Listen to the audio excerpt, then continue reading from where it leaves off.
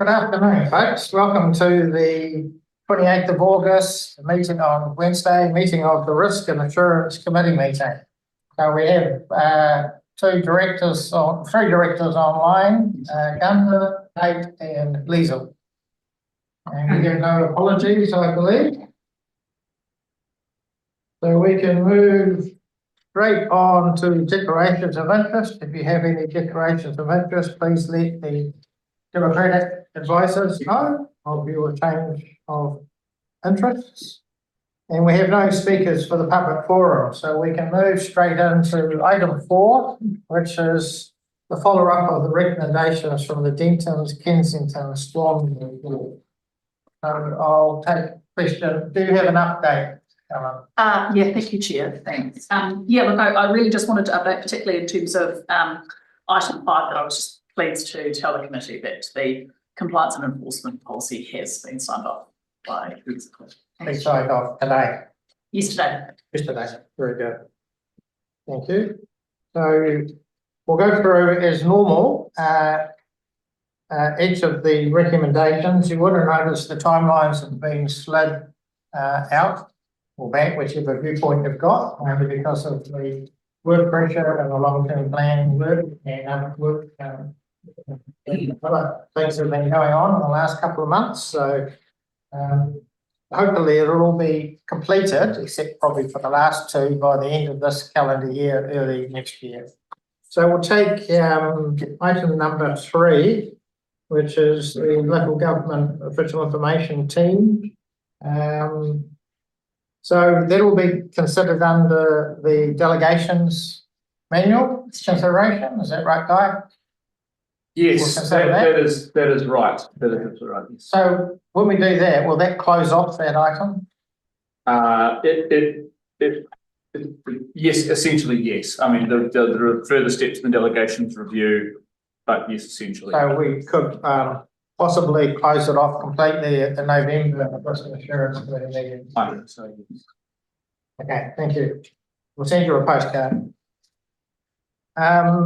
So we'll move, if everyone's happy, we'll move on to recommendation number 5. Any questions about that? All right, everyone happy? No, Councillor Bentley. Oh, no, we've had the update. No, it's fine. Have the update. So that was being approved by ELT yesterday. Moving on to, so is there any more action to be done on that? Thanks, Chair. It's look, the policy's up and running, and the following items you can see as they sheet through to things like, it's in context of what's happening right now. This we're right in the middle of the review, and in terms of just bedding in the structure and therefore specific job titles to things and how that maps back to delegations. But off the back of the policy, there are under that within each teams, there are quality assurance documents around how they actually give effect to that in detail. And that's a mixture of just ongoing updates, and in some cases, they are writing those documents already. So therefore the question is, can we close off item 5? We can close it, yeah. Is everyone happy to do that? Yeah. All right, so we'll mark item 5 as closed. Thank you. Item 6, is there any questions on recommendation 6, formalising and recording enforcement decision-making processes? Through you, Chair. Yes, Tara. I'm just conscious in this one, it talks about that the review is scheduled to start in September. I'm just wondering whether we could have an estimated due date put against this one as well, in terms of when you think that will get through, rather than just the review starting. Yeah, through you, Chair. My answer to that is, I think certainly by December this year, end of the calendar year. Yes, the only asterisk I put next to that just practically, and is just we are right in the middle of an org review and bedding in who are in what roles. There's a variety of recruitment and all those sorts of things, and there is a lot of activity just continuing to carry out business as usual whilst navigating transformation and carrying through things like that action there. So I would certainly expect that in November we would be able to report that we'd be very close, if not having closed that out. But my only caution is just simply just the reality of So at this already stage, stretched staff. so at this stage, we could put a due date of December that we'd monitor against? Yes. Moving on to recommendation number 7, introduce a compliance strategy. Where are we with that? That's again a target date for December. Okay, so that'll go to the February.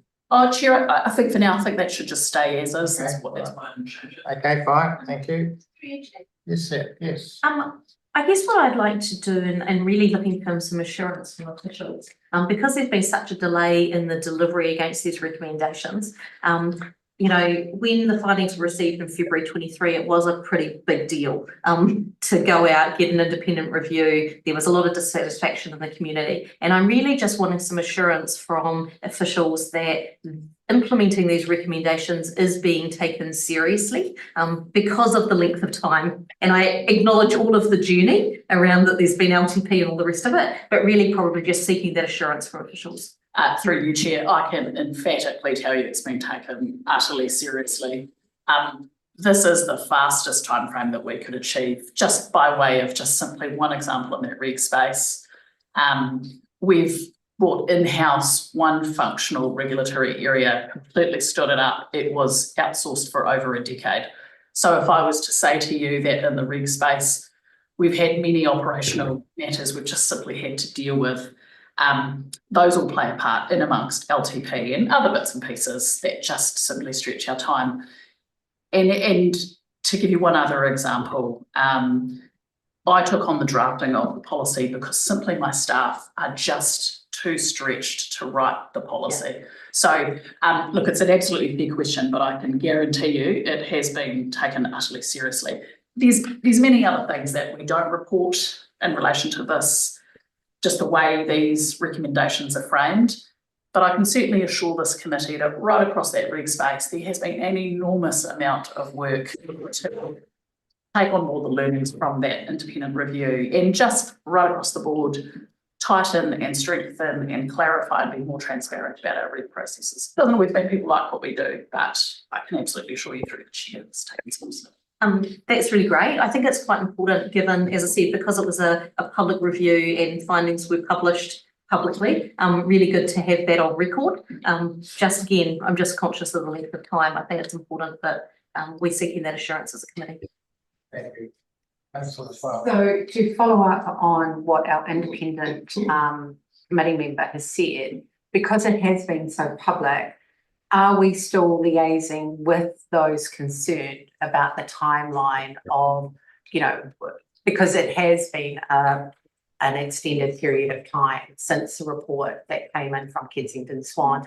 Are we still meeting with that subcommittee or that committee, and are they kept updated that yes, we are still, you know, this is still front of mind? Yes, we have some resourcing issues. You know, our biggest issue from the community is our comms are really poor and we're not good at doing that, telling the story of where we are at. Through you, Chair, look, apologies, I should have asked that specific question about the frequency with the area manager. I was just meeting with her this afternoon. I didn't ask her that specific question, but from memory, the frequency of the CLG is very infrequent now, if at all.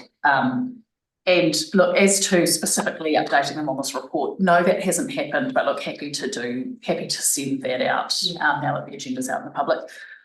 What I would say is my last discussion with the manager of this area is we haven't had feedback or complaint or engagement specifically on that matter for quite some time. But I take on your point and your independence. Thank you. Thank you, Chair. Any other questions? Well, not. We'll move on to item, was it 7? We just talked about it. 8. Any questions on item 8? This is for September, October completion. I'm happy with that. Okay, we'll move on to. No, you just Sorry, Chair. Thank you, Chair. Is the director wanting to, I don't know, with the restructure going on, is it appropriate to leave it at September and October, that there will be a report coming back at our next risk and assurance, or if there is some new movement with induction and training, I'm not what. Through you, Chair. Look, when I wrote the report, I hadn't at that point seen a need. Look, I think the October end of that timeframe is probably still achievable. Okay. Excuse me, sorry. So I'm happy to leave that as is. Thank you. Thank you. And 15 and 16 items remain open. We agree that.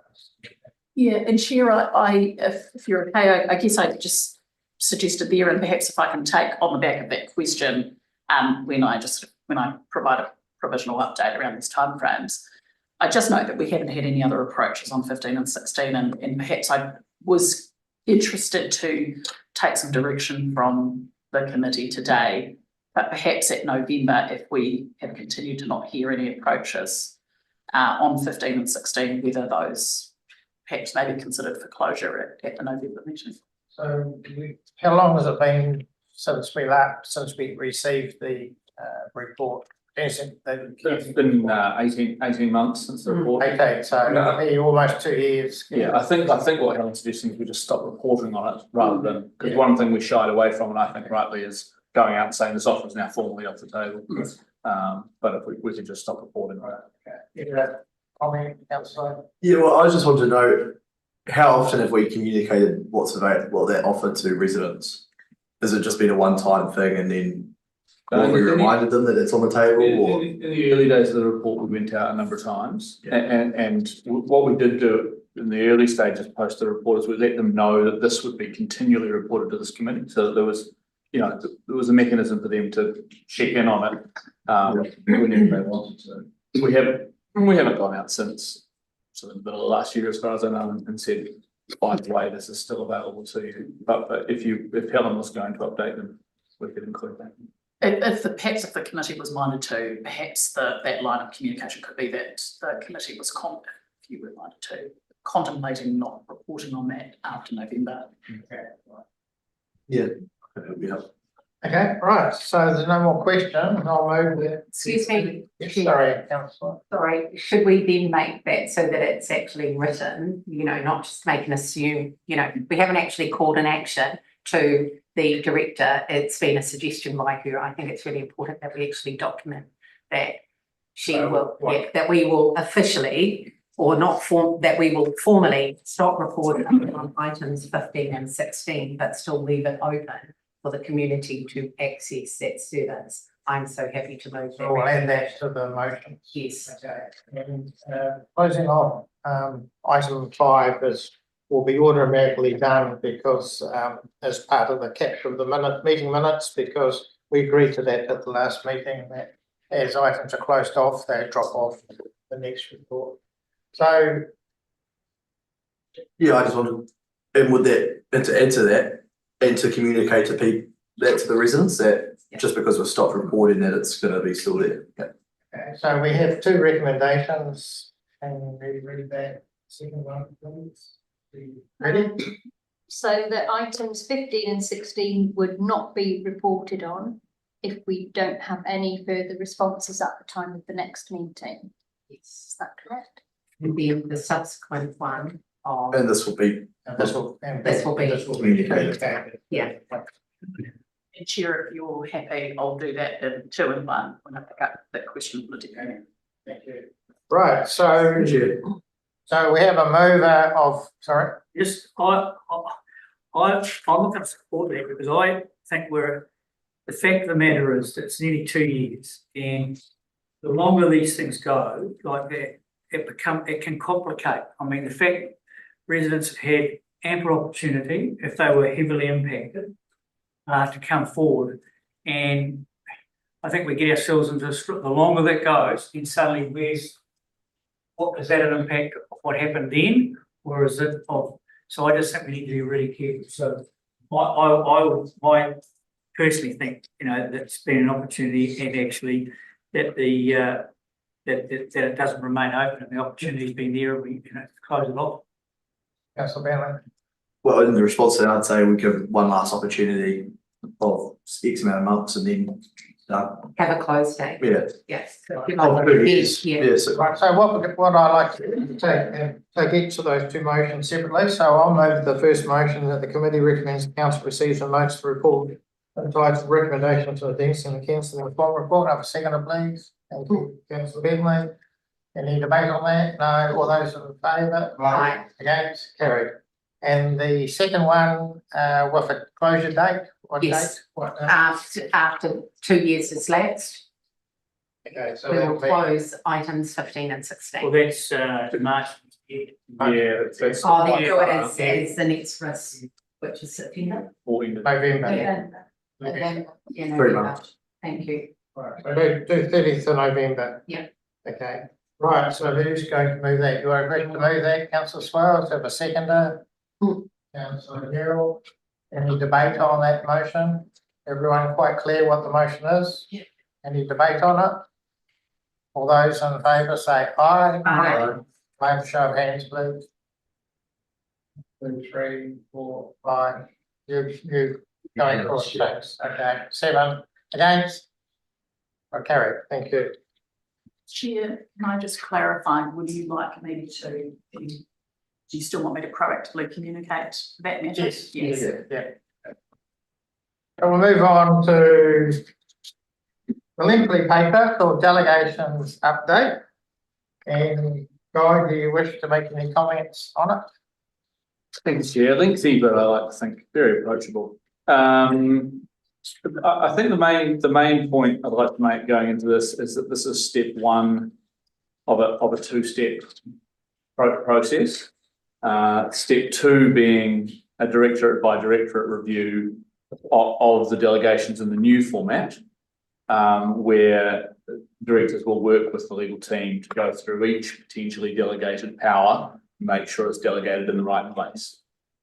So this step here is to abandon the current manual of delegations and move on to a more modern delegation document so that we can facilitate that line by line review. And then what the legal team has done independently in doing that is picked up the current manual and attempted to replicate it in the new format as best we can. So that, I think that's sort of the main point going in, that these delegations now will be thoroughly reviewed. Some of them will come back to council for fresh delegation if they need to be updated, and some will no longer need to be delegated by council because they'll be operational delegations and they'll just be reported to you, if that makes sense. So I'm happy to take any questions once Chair's ready. Right, I know councillor Swales has a lot of questions. I presume she has, and then we will take Sarah's questions as well. Okay, so I spent quite a bit of time with General Counsel Guy Smith. In fact, we spent 3 hours going through this, and I'm really happy. And since then, he sent me an email saying on a rainy day you might want to follow up on the questions that he couldn't answer at the time. And I am really, really comfortable because I went through each of the departments that were under review. And whilst we were looking at pears and oranges, I think we found a middle graft of both those fruits that we understood where we were coming from, each perspective, and made it a lot clearer for each other to understand the process and that it is a two-step process. So in essence, I agree with where we've landed and thank the team for the work that they've done. It's not been an easy journey, and certainly it's better presented and understood the way that it's been presented. So I thank you for that. I think in hindsight, if I might say, I would have tried to bring this to a workshop so that we could have more of a discussion about it. So it's a lesson learned from my side. All right. Okay, through you, Chair, and I do have a number of questions, so I'll apologise in advance that it might take a wee while to cover them. I'll start with a more general one, which is actually you talked about the directorate by directorate delegations, and really conscious that they are specified in the current manual, and just wondering whether it creates a risk to withdraw them from the current manual without having something operating, filling that void while effectively that work is undertaken. I think the short answer is that yes, it does create some risk, but there is, I think the only way to do this process in a totally risk-free way is to commit an enormous amount of organisational resource to it in one go, and we haven't been able to do that. And I think it is important that we do the change of format now before we do a change of organisation shape, so that we can approach the new organisation structure with a more easy to work with format.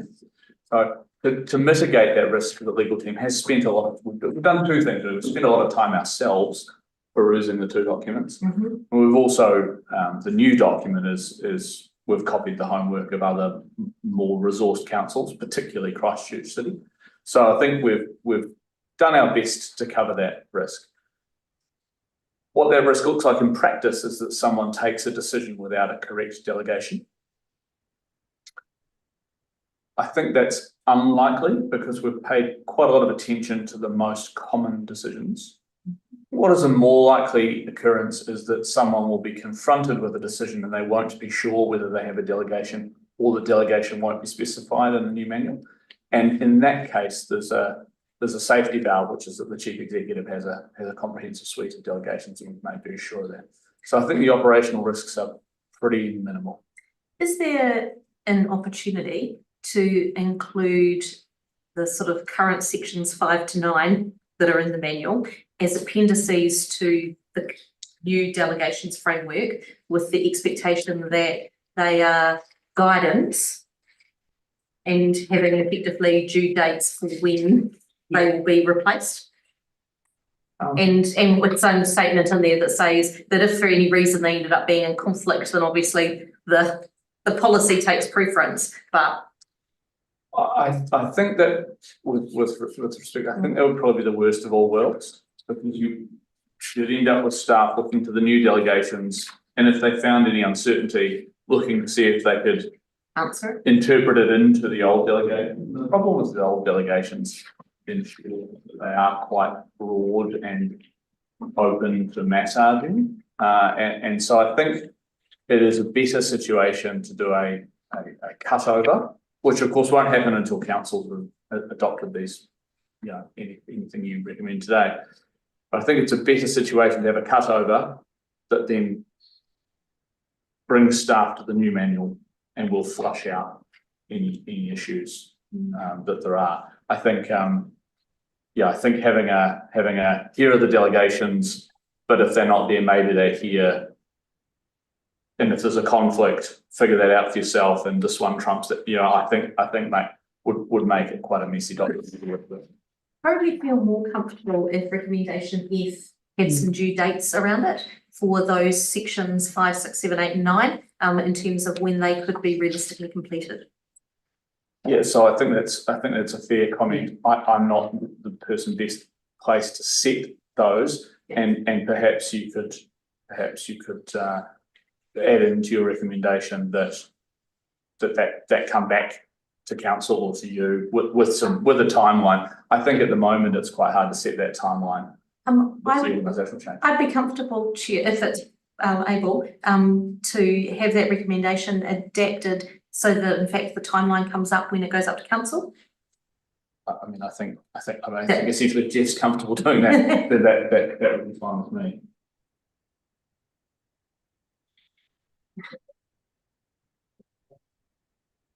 Best endeavours. So it's not just setting a time. It's not looking at a delivery by going up to council, but just coming up with what could be a reasonable time frame to deliver on as part of that rec when it goes up to council.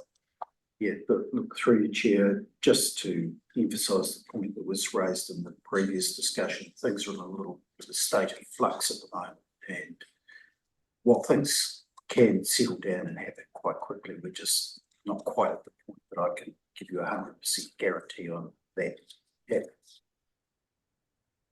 But yes, happy to have an aspirational target. That's okay. Through Chair.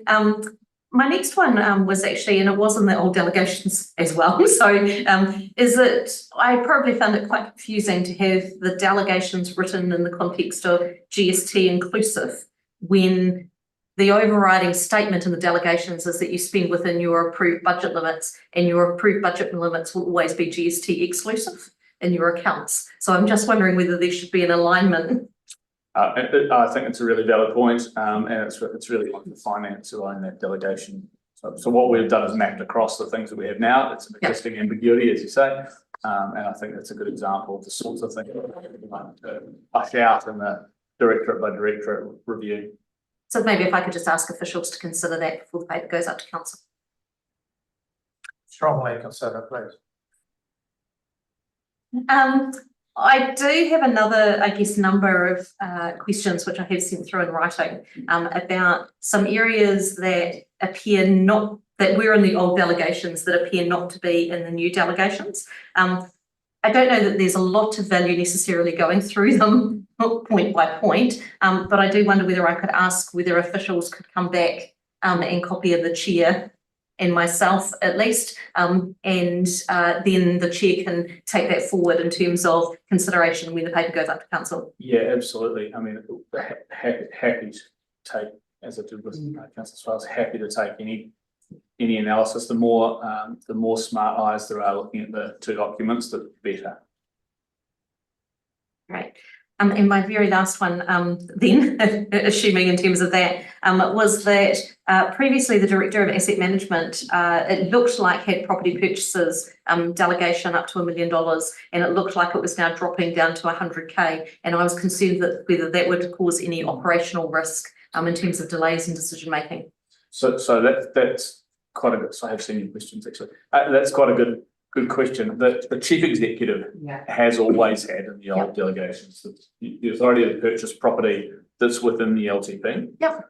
The Damo had a sort of a weird delegation to purchase property up to $1 million without constraint. Right. So we thought best to leave that out. And the property purchases that are above. And the chief executive didn't have to execute those documents anyway. So it's that Damo thing was a weird. Yeah, I was just checking that it wasn't going to cause any operational delay. No, it's a good example of the uncertainty in the old document. Great.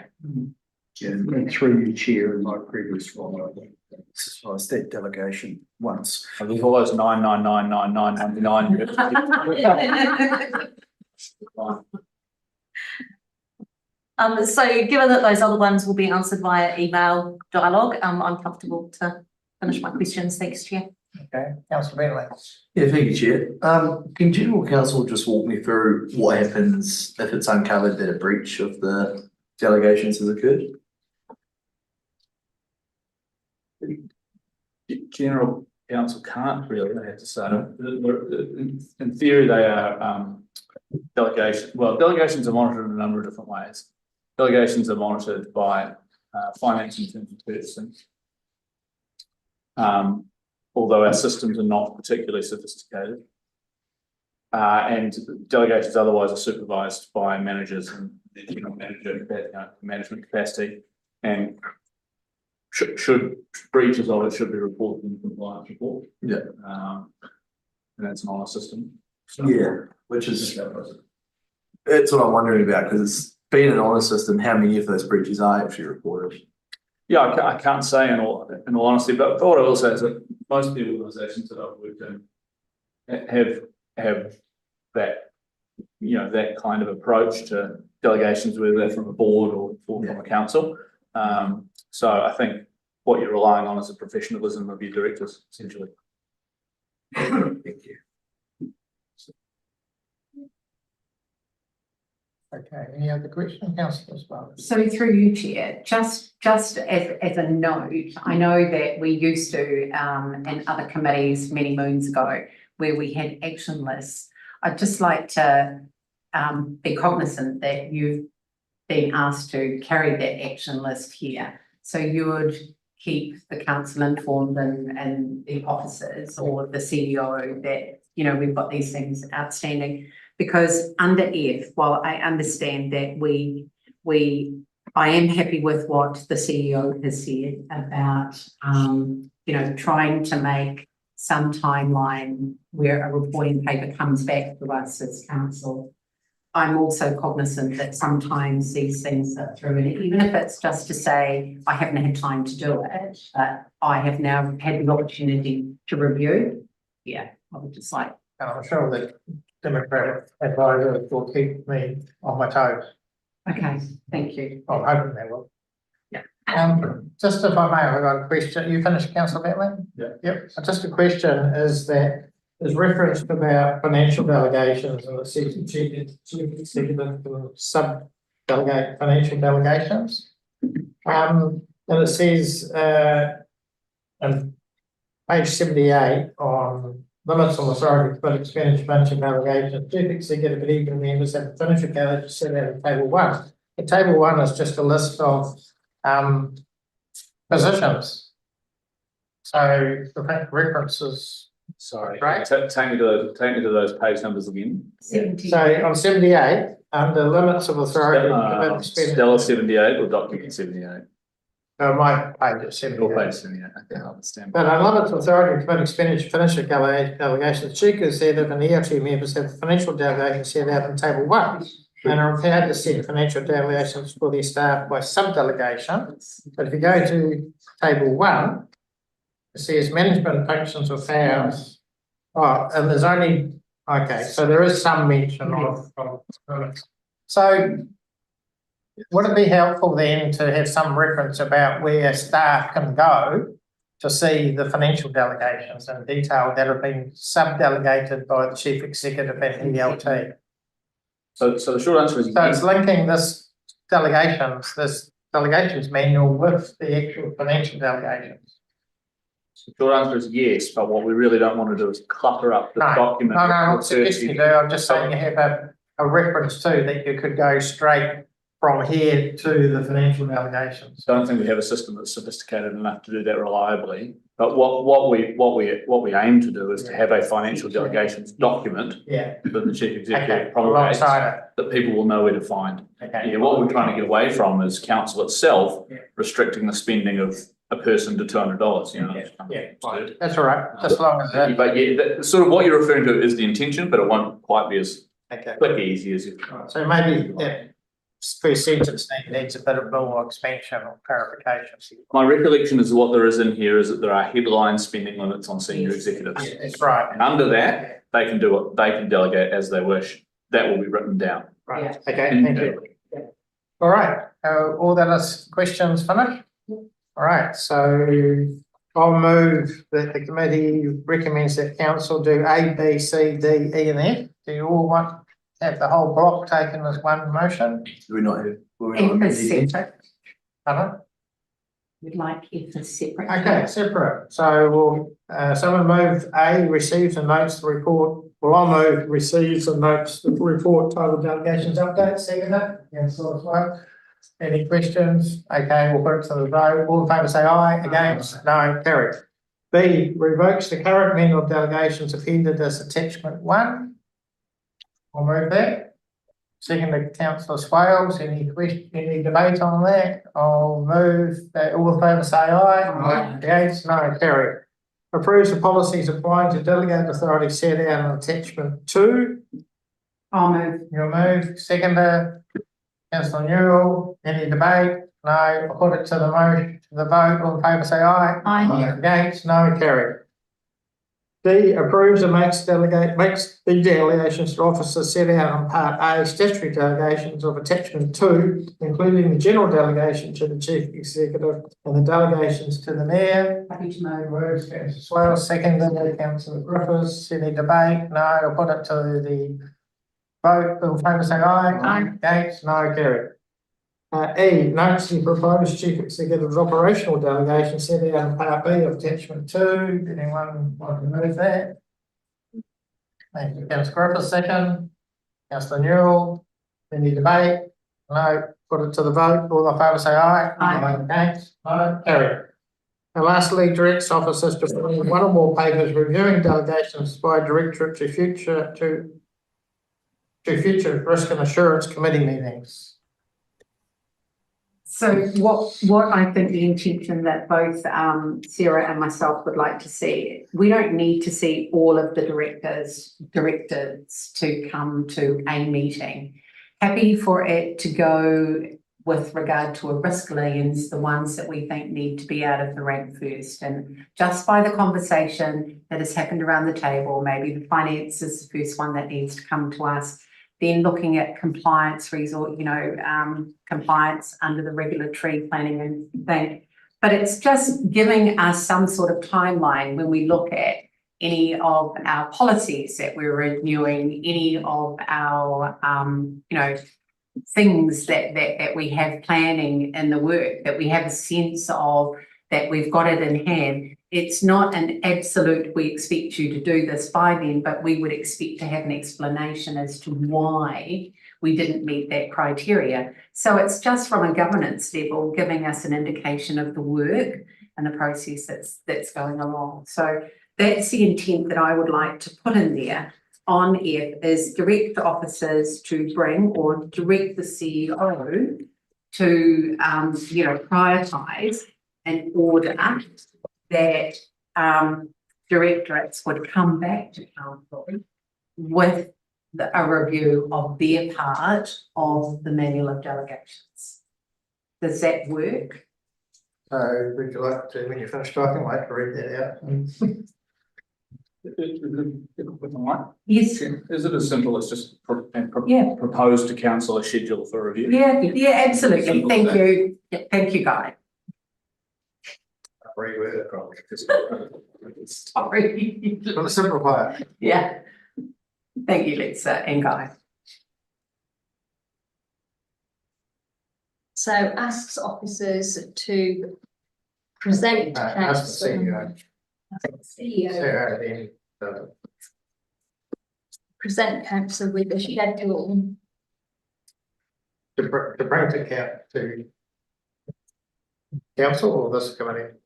I think that's committee. Yeah, the risk insurance committee, a schedule So through your chair, my understanding was that the next step from this was for it to go up to a council meeting to revoke the current manual, and to put in place. And I guess what I was probably looking for was that as part of the council approving that, when that goes up to council, that schedule would be part of that paper, so that in fact councillors would have some certainty around, well, not complete certainty, because obviously you're talking about the fact that there's some organisational change that needs to be accommodated, but some indicative dates of actually when those reviews will occur essential to the next.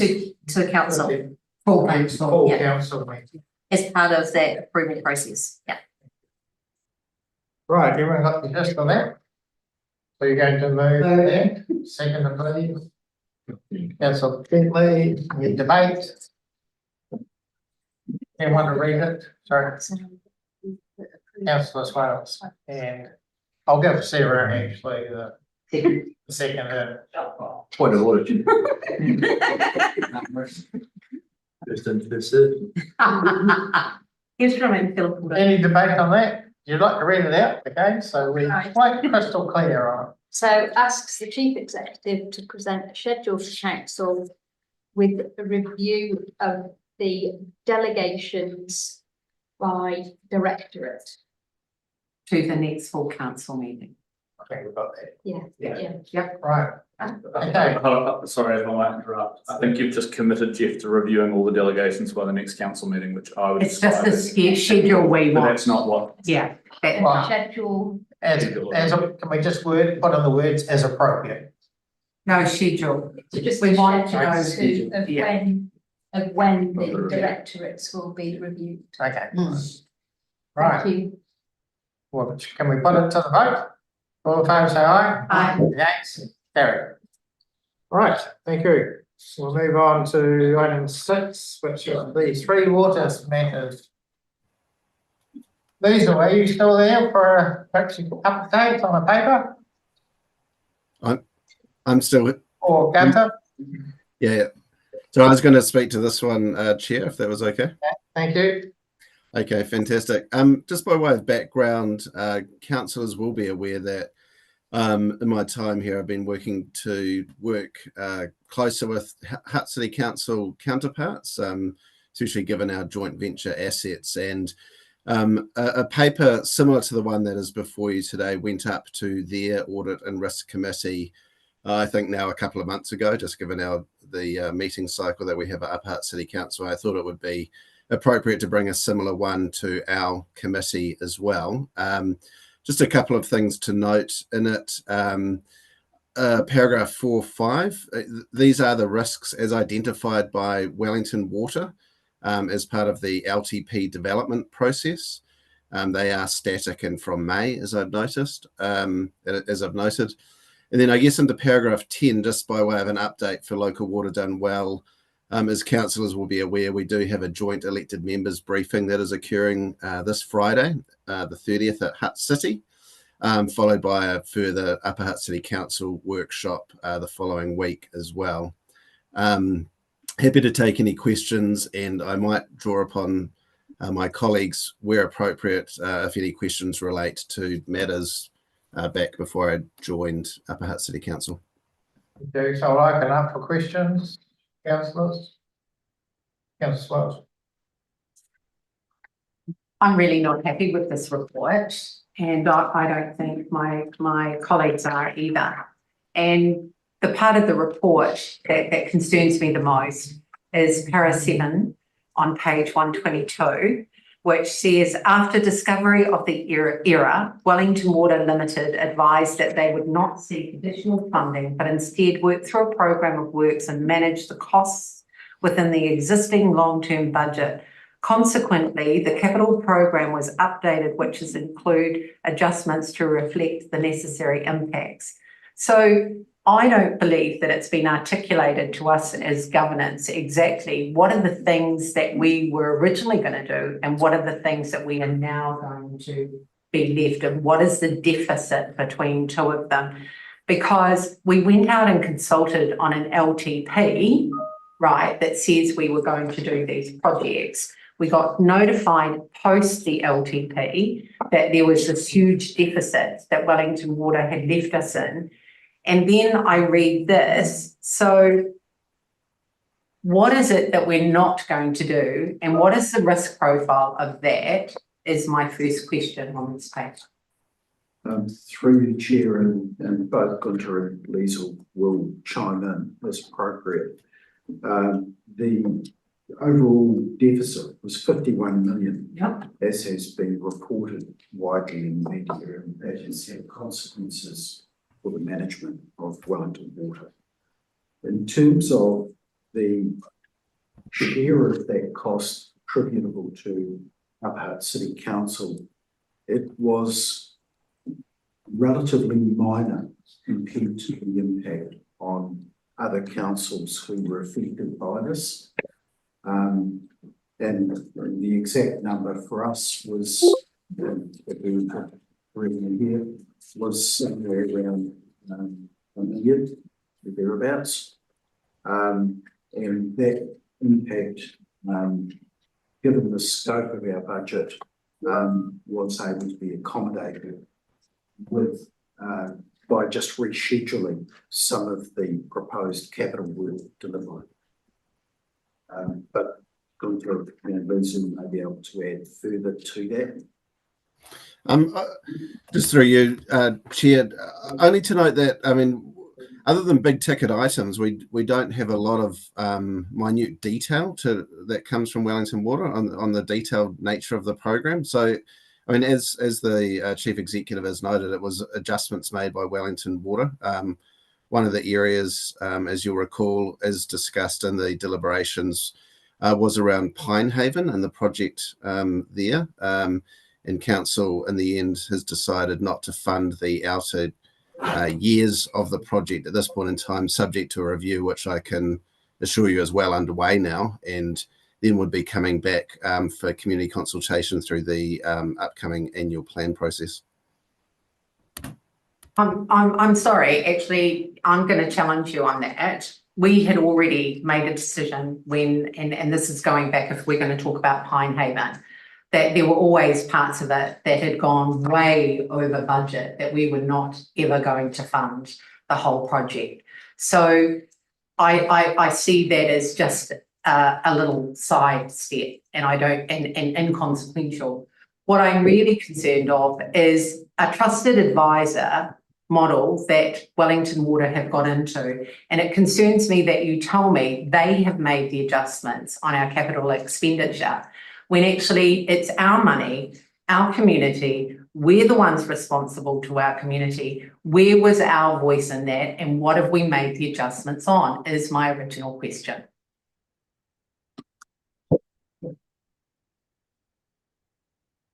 Are we talking about the 51 million? It's hard to No, hear. our portion, Kate, of the 51 million, not Sorry. the whole amount. So through you, Chair, our portion of the 51 million was 1.3 million. Yep. We then, the council then decided, and deliberation has gone to, alluded to one of the things that Wellington Water had recommended was Pinehaven come out further out, whereas we actually added monies in for Pinehaven in the deliberation process. I can't remember the exact figure, so some of that was 400,000 roughly, Gunter, I think. So some of the 1.3 was additional monies, Councillor, Deputy Mayor. And then the other million was taken, I don't know how to explain it. It was basically taken out of the contingency of the planning of capital projects. And one of the projects was the pressurisation project to potable water, Jeff, CEO. But that is explained in a paper back in June from memory. So if we then go, sorry, Chair. If I can, I'll just finish on that. So there is nothing that the community has lost. Upper Hutt actually did, if I can say this in public, Upper Hutt did well out of the error. Then why has it alluded that actually there will be some compensation with regard to some of our work, our capital works? Because when I read that there was, and if you're telling me now that actually we won out of the whole scenario, then I find that, you know, after discovery of the error, Wellington Water Limited advised that they would not seek additional funding, but instead work through a program of works and manage the cost within the existing long-term budget. So if there was a 1.3 deficit that we hadn't budgeted for, that they had found that was our portion, then are we saying that actually paragraph 7 is not a true account of where we are? And that's fine if that's the case, but it does concern me from a governance level that, you know, I need to know what we've lost, what we've gained, and where we actually stand in the delivery of water for our community. Through your chair, as Kate said, it's a little bit difficult to explain, but Wellington Water have built significant contingencies into their capital delivery program. And what they have told us is because our amount is so small, they will try and absorb that amount within their contingency allowance for our capital delivery. And at the same time, they've indicated that they expect the way that they are moving towards a better delivery of capital works, that benefit will accrue plus additional benefit to us. So unlike other councils, for example, Hutt, their share of that 51 million from memory was around about 10. So it had a significant impact on them, not so great on us. And in fact, if they are as efficient as they believe they can be in terms of delivering that program and can absorb our $1 million within the contingencies, they've suggested that will flow through to other capital delivery that they're going to do on our behalf as well. So translated, that means that because Wellington Water has a significant amount for contingencies, it will always be running under the budget because of such a large contingency, and they won't be coming back for any additional money on projects. That is what they've indicated to us. Okay, we'll hold them to that. And I remember there were a lot of 2E billboards down on the way into Wellington. It said, "You're right." Councillor Bentley first and then Councillor Mary. Thank you. What are these newfound efficiencies that they have been, that they're now able to be economical contingencies for these construction projects? Through you, Chair, I believe that what they're promoting is, I suppose it's referred to as a pipeline of work, so that they have a 3-year certainty around a program, and they're going out to the marketplace with that program and that level of certainty. I can't remember the exact dollar number for the annual program, but it's in the hundreds of millions per year for a 3-year period. Surprised they're just trying that now. Councillor Mary. Yes, Chair, I'd like some reassurance that this omission is not actually affecting the capital delivery program. Because what I hear at the moment is that very little work is actually being put out to the panel and nothing much is happening. And this, of course, has a flow-on effect down the line if companies that deliver these capital services can't keep their employees. Through you, Chair, I personally couldn't comment on that. I do know, for example, that at the moment, one of the major projects they're working on is the Chatswood Road water main upgrade, and there were projects scheduled after that. But across the region, of course, there are a great number of projects happening. And just through the chair, I'll just reconfirm that I've heard nothing from Wellington Water about a slowdown. Obviously, right now with Chatsworth Road, the contractors aren't there because they've got expertise as required in Days Bay for what is a joint venture asset. But no, I haven't heard that either myself. Through you, Chair. I was really quite concerned by the extensiveness of the risks that were being outlined by Wellington Water. And I guess my question is probably actually less for officials and a little bit more for other councillors around the table as to when you were going through the LTP process, whether you felt like you had adequate information about the consequences and the likelihoods of the risks that are described here to help inform your decision making during the LTP about the amount to invest in water.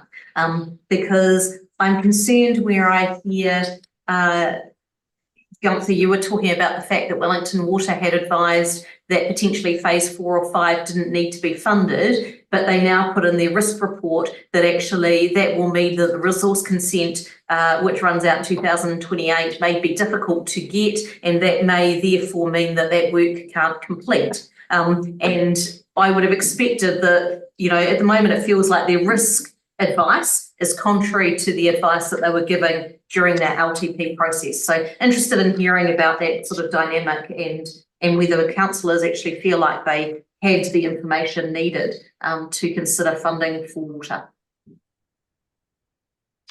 Through the chair, I'd start off by saying that as officers, we probably felt we didn't have any information to be able to accurately advise you either. Pinehaven, we can talk about that for a minute. It's a special case. That project escalated in cost from 27 million to 51 million, pretty much overnight. What we are doing as part of the review, and it's why we did not automatically go in and fund 51 million. I mean, there was another reason, that was we just couldn't afford it. But another reason for not funding it was really unclear whether that investment represented value for money. And had we known that the project was going to be anywhere near that cost, then an infrastructure upgrade may not have been the right answer for that project. Our commitment to that project is currently in total cost from both councils is probably about 50% of that 51. We're paused and asked the question, is the remaining investment warranted? Is it justified? Is it good value for money? And obviously the answer to that will depend on what comes back to council. But in terms of other parts of the program, it's fair to say that lots of the bits that were integral to our program arrived very late in the LTP process, if they arrived at all. And so we were unable to provide any commentary on Wellington Water's assessment of advice, but that's not unique to Upper Hutt. That was the same for all councils. Yeah, I don't know that I could say much more other than we're not comfortable with where it ended. We're certainly not comfortable with the way some of the risk has been described by Wellington, particularly when it's landed on us in the way they've now described it so late in the piece. Whether it could have made any material difference to what this council could have afforded to have funded, I am doubtful. And in fact, all councils across the region faced with a very similar risk profile to what Wellington Water had described for us. We have all not been in a position to invest at the levels Wellington Water recommended. Because we all have done it doesn't make it right, of course. But it does, what council had tried to do, what officers tried to do, was to provide a balance for council around affordability and against need. This time will tell as to how accurately we got there. So through you, Chair, I guess one of the things I'm left with as a residual concern is whether in fact out of this we are clear enough about what is the risk that we are absorbing and potentially going to be facing over the next 3 years because of this funding issue. And I accept your comments in terms of the way the risks are phrased, because if I come back to that Pinehaven example, it would be great if actually the description of it reflected the fact that actually costs had escalated and actually there's a review being undertaken about whether, you know, the cost, the reason why 4 and 5 isn't funded is because actually there's a review underway to actually evaluate the full cost of this project and whether it's actually still appropriate to do those favours, because that's a really different positioning than what the way it is that's written in there. And so that's probably my concern is, you know, how do we get their report in some ways translated into what does it mean for Upper Hutt City Council and what does it mean for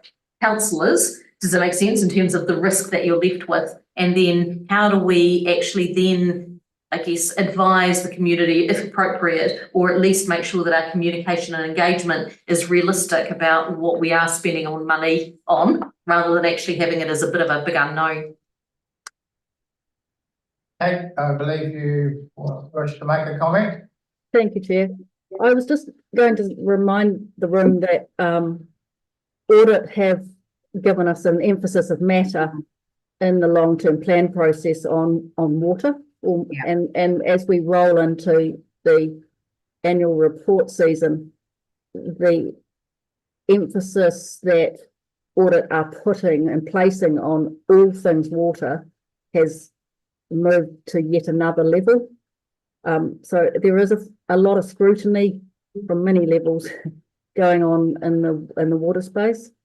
So I just wanted to make that comment, Chair. Yes, Swan. I'd like to address the question that our independent committee member has asked about us as elected people and how much information we felt that we had going through the LGP. And I have to actually support what the CEO said. There was such a flux, and being part of, even though the alternate for the Wellington Water. And when going back to the very beginning of this year, when the minister asked for each council to submit what they had done in the past 10 years over the water, it showed that actually we were not as bad as what Wellington Water had suggested that we were, that Wellington Water had an issue with ring fencing funding, and that was something that he highlighted when he came back after reviewing our 10 years practice.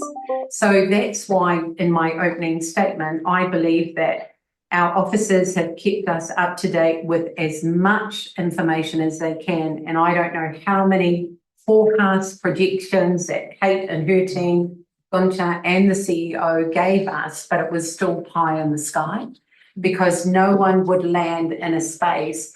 And we knew that there were lots of, and even Wellington Water admitted that there were lots of contingencies built into their costing, but it certainly didn't help us when we had to be a lot more realistic in where we landed when we came. They knew the cycle. They had been working with us long enough to know the cycle of the councils that worked in annual plans and LTPs, and they still missed the boat in getting that information to us in a timely manner. So from that perspective, I believe that we were as well informed as could be. Did it give us the right outcome and where we allocated money? That is something that we need to be seeing. But if you read this report, so I'd like to now go on to this report, I still think that I don't see why they have the ability to throw us under the bus on all these three different categories in a public document.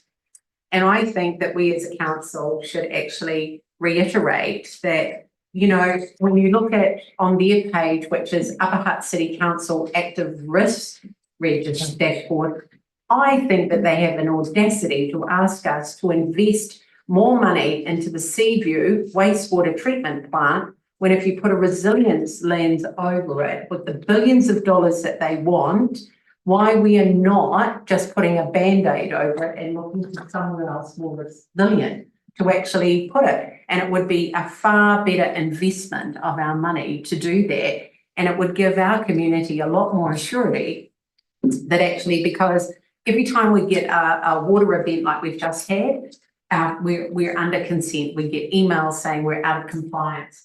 We have been waiting for a resource consent for water that has been just discharged in Waifatu for longer than what they've put in this paper, haven't we, Wayne? And it's out of compliance and they still haven't done anything with it. And they don't believe that they will get it in any time soon. So I just think that, you know, this is an indictment on us saying that we are inadequate, but when you don't get the information at the right time for our officers to put it back together, that helps us make good decisions for our community, I find it an insult they throw us under the bus. Can we, just addressing the Upper Hutt City Council Active Risk Dashboard that's provided by Wellington Water, which is a list of a whole lot of risks going to either an item. But what's missing, and what's missing is not set in the context of the Upper Hutt City Council's risk management framework. So it doesn't show me whether these risks are high, medium or low, first of all, with before, which is the current risk. And then it doesn't say what is the risk treatment. So the risk treatment has to be what the council's, this council's risk treatment is. And then it has to show the residual risk after the risk treatment, whether it's high, medium, low. So I'd like to see, I know it's a better word, an attempt for this document or this piece of paper to be useful for us at governance level, for this committee to be useful, to be put in the context of our risk management framework and have it rated. We can rate it in terms of before treatment, what is the risk? Was it high, medium or low? So traffic lights. And then what is the risk treatment? And then what is the residual risk after that proposed risk treatment? And I'd like to see that come back to the next Risk and Assurance Committee meeting, please. Just through you, Chair, I guess I just be, how do I word this eloquently? Just be mindful of Upper Hutt City Council intervening with what is a Wellington Water risk profile. That's not our risk profile, it's Wellington Water's view of the world. As soon as we start taking ownership of that, just caution around where, you know, the mitigation falls and some of the issues that have been raised. I mean, certainly this is not, you know, all of the risks that I would typically discuss with yourselves. This is really a snapshot as stated, as presented by Wellington Water. So we can certainly do what you've requested, but I'd just be mindful of what that might lead to. But the point is, with respect, is that it says articulation to councils, risks that the Wellington Water are not resourced to control, and the alignment to Wellington Water overarching risk, which means here's all the risks and we can't do anything about it, it's over to councils. So their risks become our risks. So they're not isolated from each other. Their risks are our risks. And they become our risks as a result of Wellington Water's risks. And not doing, and as a result of not doing or not able to do or whatever. So you can't see them in isolation. I think they're actually joined at the hip. And these are our risks, because if they're not our risks, then I would like to see a list of risks to do with Three Waters, please. Through you, Chair. I mean, look, we can certainly do this. I'm mindful. I mean, as you're aware, we're going through Local Water Done Well, and Wellington Water will no longer exist in its current shape and form within 2 years' time. And you know, whatever the new operating model is for delivering Three Waters within the region, where Upper Hutt City Council chooses to go in terms of that, are decisions that need to be made. I mean, if you direct us, you know, we've only got so much resource, but if you want us to go and do this, we can certainly do that for you. But I would, I guess, as per an earlier comment, we only have limited resource, and I would query what the additional added value right now is to undertake this task, and just where it might lead us to. So I just note that. Councillor Bentley and recall, right? Thank you, Chair. This document is dated May 2024, and this is LTP advice. And a lot of those risks, I think, were to advise us of what would happen should we not sufficiently fund Wellington Water. Now we are post LTP, and we've put our largest investment into water in history. And so I imagine some of these risks are now smaller or out of date. Well, some of these risks are less true, because it said council have not confirmed the future funding, so that's out of date. So for us there now to put this dashboard in place, I don't think it would have a lot of added value, because this is in a pre-LTP context, especially most of the wording. So I do agree with the director. I don't think there'd be much added value. Sorry. Through you, Chair. I guess where I was getting through with my original comment is less that we should take ownership over the risk register, and more that there are some things that are referred to that I go, is our officials going to do some of these things that might mitigate some of the risks? So if I can just refer through to risk number 4, and it talks about that council hasn't defined what its minimum level of service is. And I guess my question to officials would be, if we haven't defined what our minimum level of service is, then how are we actually even measuring and engaging with Wellington Water around their performance? So my question in terms of mitigations around that one would be, are we actually going to be putting some actions in place in order to come up with a minimum level of service? And I guess I'd probably say, just to have another one, which is actually under risk 7, where they talked about not having regulatory non-compliance tools. And again, I would be going, is there some issues where we don't necessarily engage in taking compliance in terms of against, private leaks and those sorts of things? And actually, do we need to be thinking about, do we need to apply a little bit more resource in this space in order to be able to address that risk? So to me, it's just that taking their risk register and going, are there things that Upper Hutt City Council should be doing now to actually mitigate further things that actually might be within your control? Through the Chair, I would describe this list as pretty generic And a lot of the things that are ascribed in here, some of them are not even direct responsibilities of Upper City Council. For example, item 16. That's actually nothing to do with the Upper City Council. But you could just about go through any one of these and question what it is they're talking about. So, for example, coming back to your item 4, the level of risk that they're talking about there is the level of risk provided through reservoir storage. And at the moment, our level of service was based on the design standard at the time, which I think was something like 24 hours. Can't remember what the exact wording was, but it was a 24-hour storage figure that was utilised in terms of the design of those things. We're not building new reservoirs, so the only way you can change that level of service is to change the size of the tank. And we wouldn't be reducing it, we'd be wanting to increase it. And what they're alluding to here, I'm not entirely clear. If they're talking about levels of service in relation to the overall operation of the networks, then those things are described and there are performance measures against them which they constantly fail to meet. And those things are described in the service level agreement document, which was signed, goodness knows, originally worked on in 2014, and I think we actually signed it about 2018 and thereabouts. But the level of service agreement, one of the complexities about that is that each council, each shareholding council had their own view as to what that level of service should be, and they related it to the individual community expectations.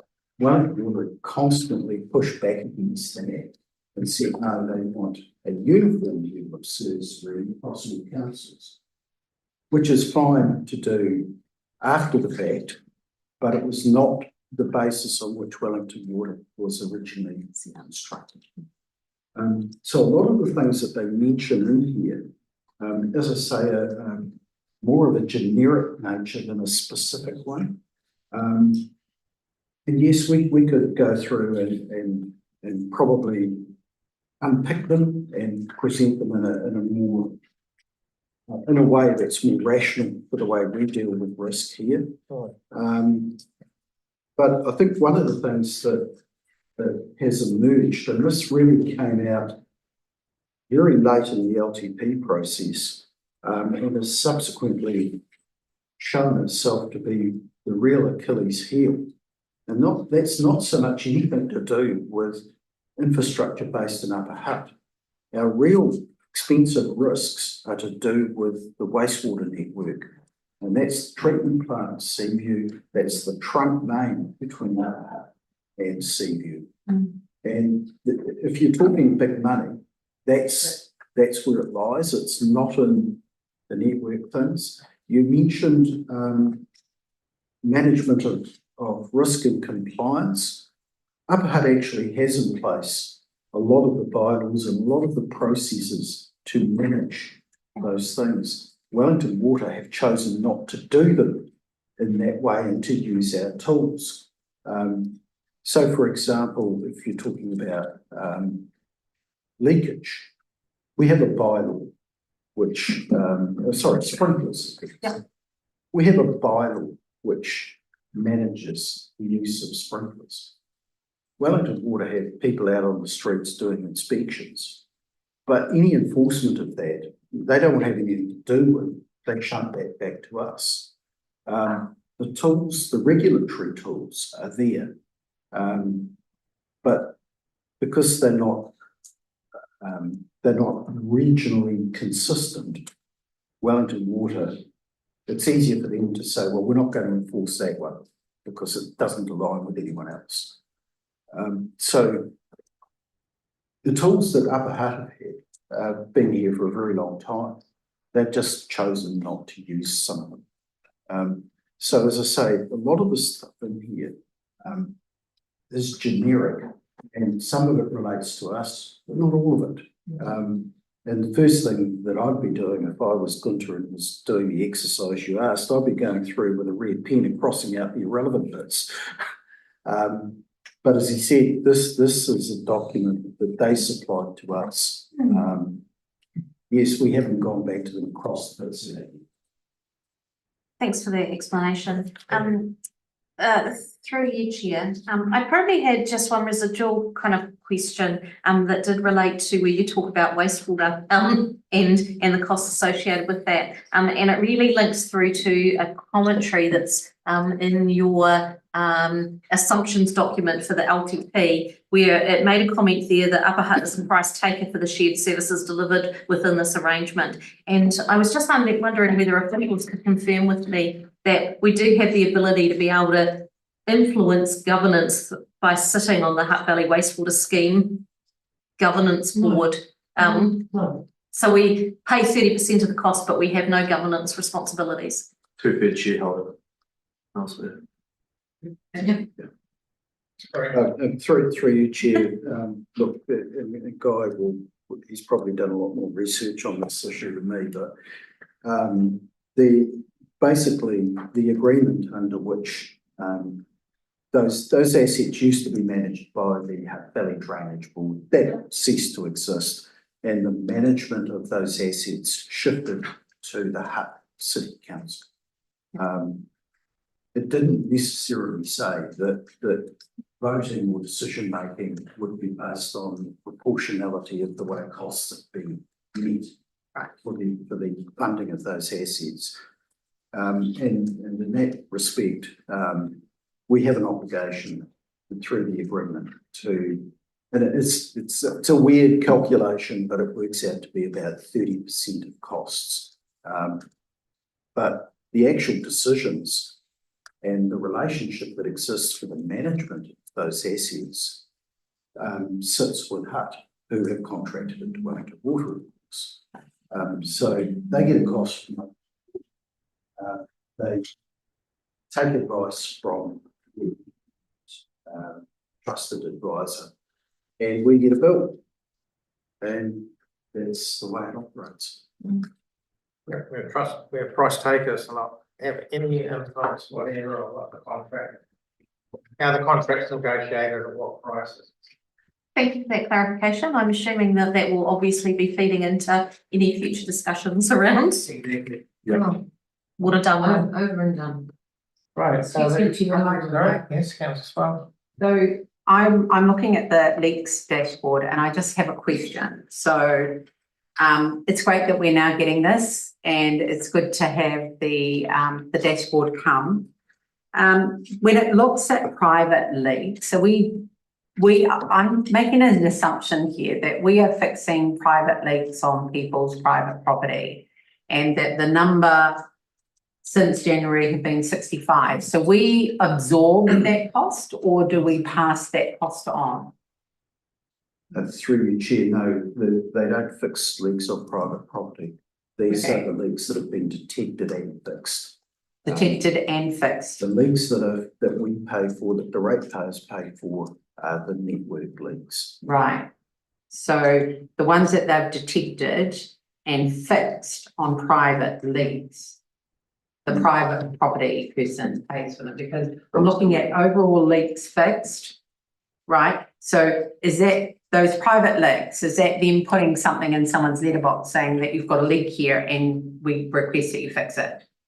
Yes, through you, Chair. And that's when it comes back to the requirements that I was mentioning. Yeah. There are statutory powers that require people to fix things. For example, a leak on a private property, if it's not fixed, you can then put a water meter on that property and start billing them. Okay. If it's not fixed, then you can put a water restrictor on that property and cut the flow down to it's Basics. about 90% of, sorry, you cut it down by 90%. Yeah. You can't actually stop it totally, but there are processes that you can work through to incentivise the repair. No, thank you. I just wanted a bit more explanation because I read that and thought, oh my gosh, are we paying for that? And these are, once I put the letter in, someone's gone back and it's been done. Okay, thank you. Through you, Chair, just following on from that report, I thought it was really interesting to have the heat map by location of the leaks that are fixed, but I did wonder whether in fact councillors might be more interested in actually having a heat map of the leaks that were unfixed by location, so that in fact they were able to understand what might be happening in their suburbs of where there could be issues. Good work. You don't need a map, you can see it in your walk. I don't see it here. I think it's more obvious in Wellington. Would you like officers to request that heat map for the next report by Wellington Water? I think, I mean, as I said, I think it would be more for councillors to decide if they thought that would be useful. All councillors happy with that? Yes. So can we ask then, Just through you, Chair, if I may. So, like, I would like that as well. I'd say, as you'll be aware, it's only recently that we've started having this dashboard presented to us, and it's taken significant amount of work to get this out of Wellington Water. They're quite clear to us that they're wanting to provide one lot of reporting information across the region to all of the client councils, and I can certainly go back and make the request. I just say that I'm not sure what the answer will be. We'll look forward to seeing it this time next year. Through you, Chair, if you're lucky, Chair. Any other questions on this paper? If not, I'll move the committee recommends the council receives and makes report entitled Three Waters Matters. Seconder, please. Councillor Bentley. Put it to the vote. All those in favour say aye. Aye. Yeah. Carried. Moving on to the general review of the general ledger reporting paper. Kate, do you have any comments to make? Thank you, Chair.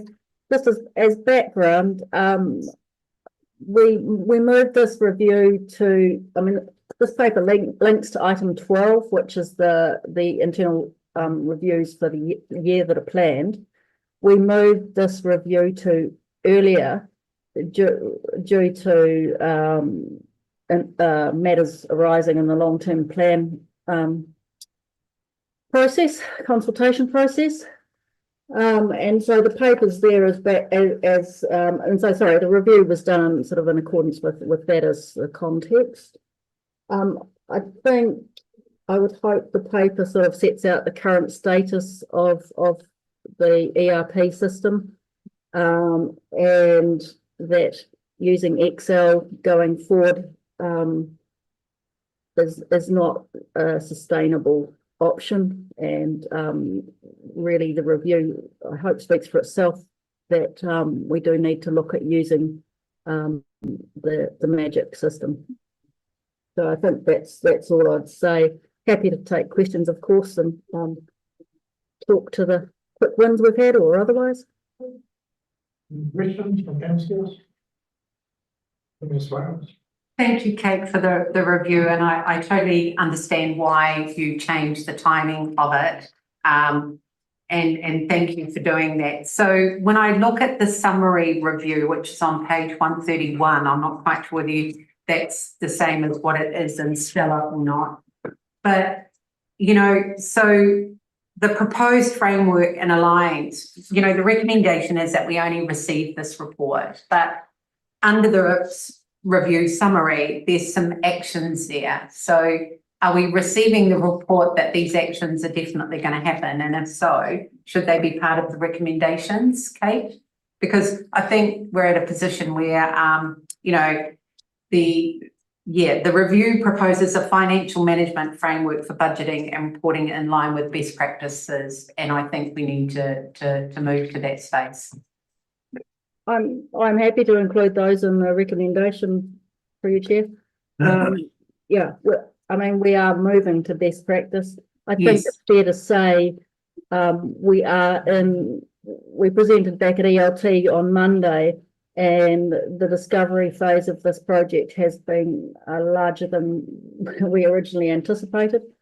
But we are moving forward, so that's good. Yeah. So then after having that conversation, Chair, with Kate, are we happy then to look at moving some of these into the recommendations that we've not only received the report, but the leadership team agreed in progress with the recommended approach, which was the implementation of quick win has been commenced. Well, that's not what it says in the recommendation. The recommendation just says to receive the report. So I just think the next steps of changing the general ledger structure are underway, and there are several dependencies that. So we just need to know that those things are happening, and that we actually support from a governance level that is happening, which is supporting the CEO and the ELT. Yes, the elephant in the room is the question. Cost.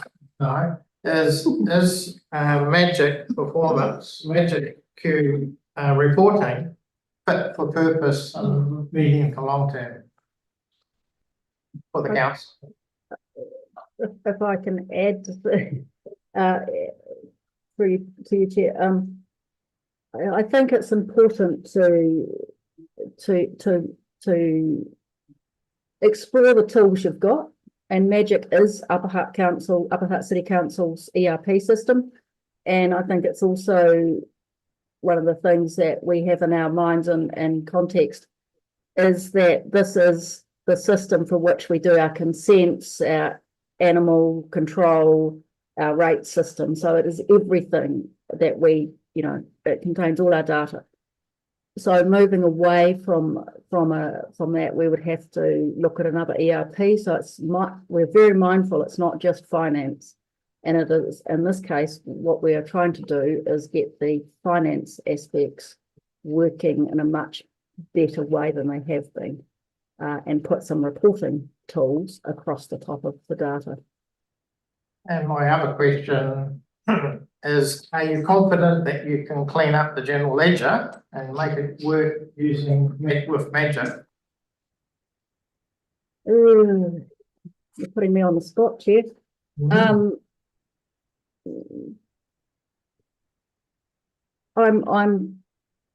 confident that we can clean up the general ledger. I don't have the expertise to know that we can get the reporting working, but we do have a plan and a pathway. So I'm reasonably confident because we've got a structure and an approach. We've done all the mapping. The final mapping is in progress as I speak, actually. And our aim is that will be finished by the end of next week. That mapping has given us some concerns, but at this point we believe we can address those concerns and recategorize that expenditure.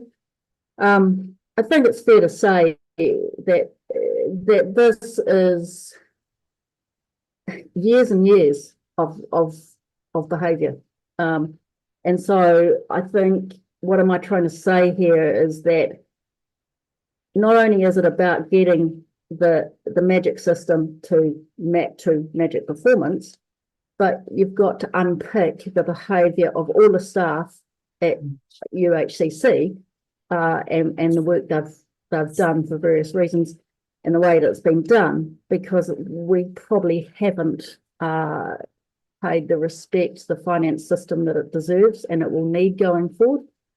So there is an element of cultural change here within the staff that will be needed as we move forward with this.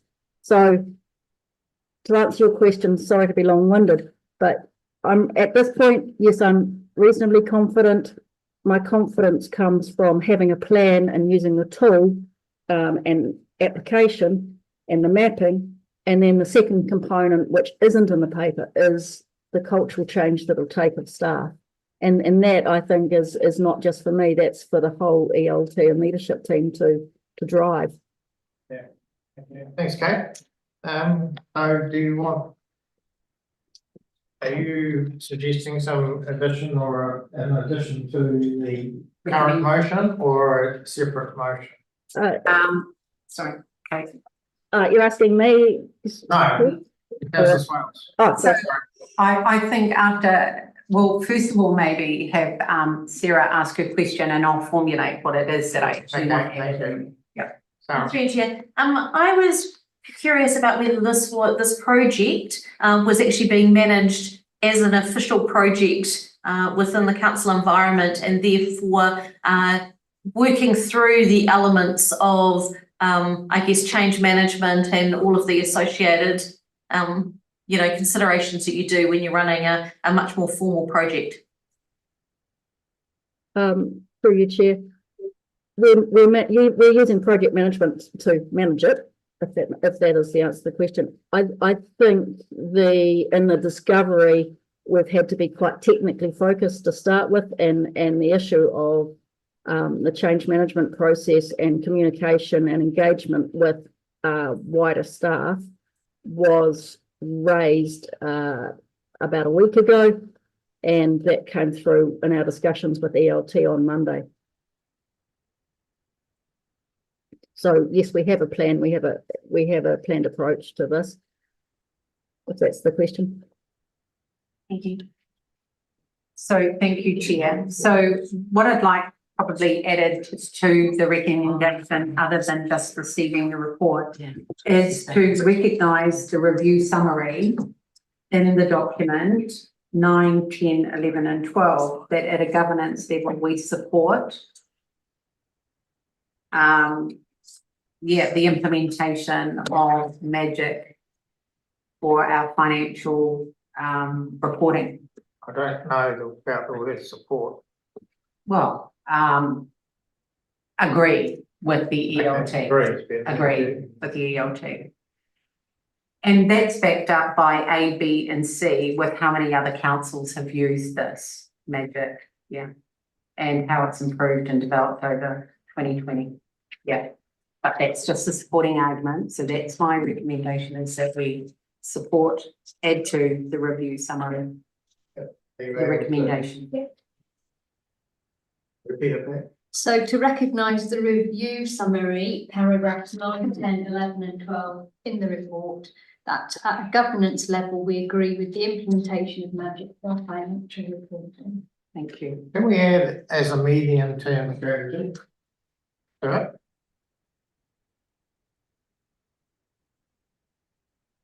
The reason is we've had Magic for 14 years, and while it has updates and all that, it's not necessarily right. So in my discussions that I've had, I think it's a medium-term strategy, not a long-term strategy. It's better than what we've got. Yes. Yes. I'd support the medium term being added. Yeah. We need to replace it. Right. So we just add as a medium-term strategy.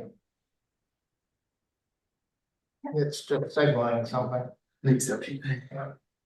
Okay, so we read that back again. So that the committee recommends that council receives a notice report titled Internal Review of the General Ledger and Reporting, and recognises the review summary paragraphs 9, 10, 11 and 12 in the report, that at a governance level we agree with the implementation of Magic for our financial reporting as a medium-term strategy. Okay, right. So, okay, so we've got a mover and councillor Swale and seconder and Sarah. Yes, but I'd also like to add I'm also just wondering whether we would be able to add a noting recommendation that the work being undertaken is designed to align to the reporting framework. Maybe that should be a separate recommendation, not part of it. No, that's what I'm saying, a separate one. Basically just noting, because Kate, I think there's been a lot of work done mapping out the sources of information and how that translates. And I think just noting the key one of the key rationale that you'll be taking into account when you're doing your structure review, your GL structure review, is the fact that it will achieve a better reporting framework. Through your chair, yes, page 142 sort of sets out how we've tried to map it to address reporting requirements. And so I think maybe just having that as a noting read, I think, which is just useful. You got that one too? Yeah. Right. So shall we take the whole three? No, we'll take one. No. So we'll take the first motion first. I'll move that the committee recommends the council receives and votes the report entitled Internal Review of General Legal Reporting. I second it. Councillor Newell. Yeah. Thank you. Any debate? No. I'll put it to vote. All in favour say aye. Aye. No, carried. Then we have the second motion, which was moved by councillor Swale, seconded by councillor Bentley. Any debate? No. Put it to the vote. All in favour say aye. Aye. Against? Carried. And the last one is moved by Sarah, Second. seconded by councillor Griffiths. Any debate? Put it to the vote. All those in favour say aye. Aye. Against? Carried. Thank you. Moving on to strategic risk management report. Are there any questions on the report from councillor?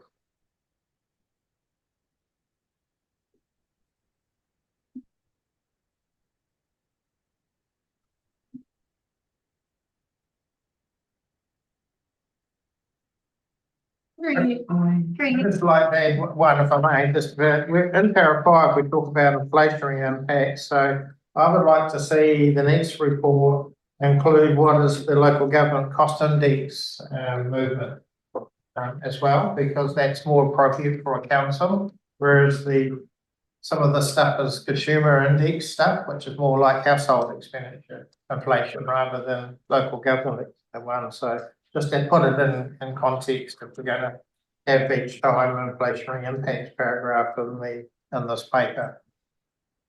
I'll leave it open for questions. You have a question, councillor? Through you, Chair. Just following on from that inflationary impacts, I'm just wondering whether, as we move forward with future reporting, whether we're actually able to just include in this report what our LTFP assumptions are, so that in fact we're able to get a bit of a feel for this is actually what the current state is and this is actually what we assumed in the LTP, so that we can actually understand a little bit more what the risk might be compared to what you've actually planned for. Not the forecasting assumptions. Sorry, yeah, They're in there. in the report, they're in the LTP. Yeah, it's in there on page 167 on Stella. Oh. But that's the same thing.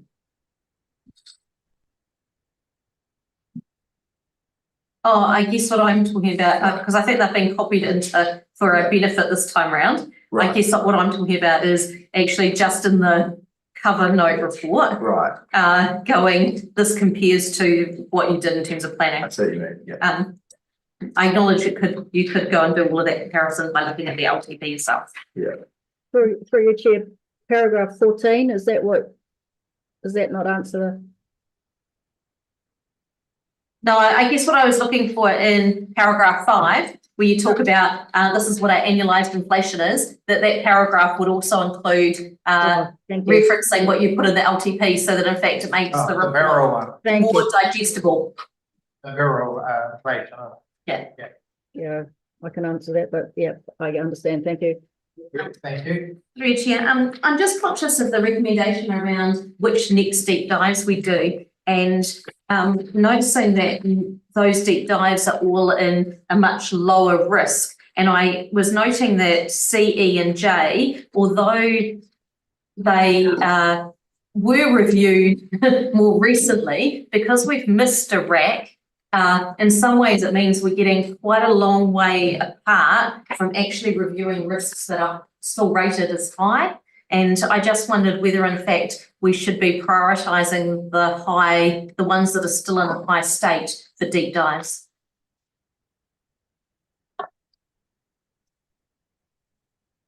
Through you, Chair,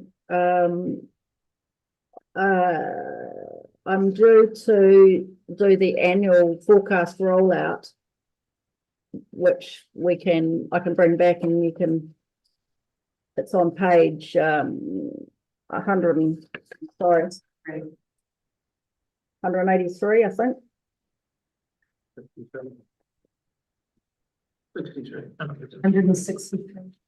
183. I'm on paper. Not on Stella.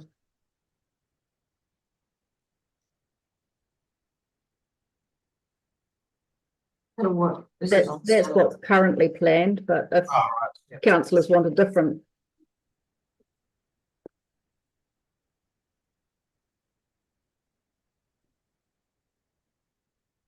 Usually there was a reason for that as well, was just to cover everything off over the time frame. Rather than sticking to the. It was attempting to cover all the risks over a calendar year, and then we repeat the cycle the next calendar year. That's right. So we've lost the cycle out of it. So really we're catching up on the first quarter 25, which is February, and therefore we'll be a quarter behind when we enter the 25 calendar year. So thing to do then is either we've got 3 deep dives for quarter 4, November. There'll be too much to do, 7 deep dives. I guess I'm thinking from a governance perspective that, areas that have a current residual rating of low potentially warrant less governance discussion than those that are rated high from a risk lens. Yeah, well, I think the two that should probably be considered in November, at least, is reputation and trust. And the other one is external shock, because of what's been going on as a result of the LTP and the rate increases. So that's basically is reputation and trust, a real problem issue.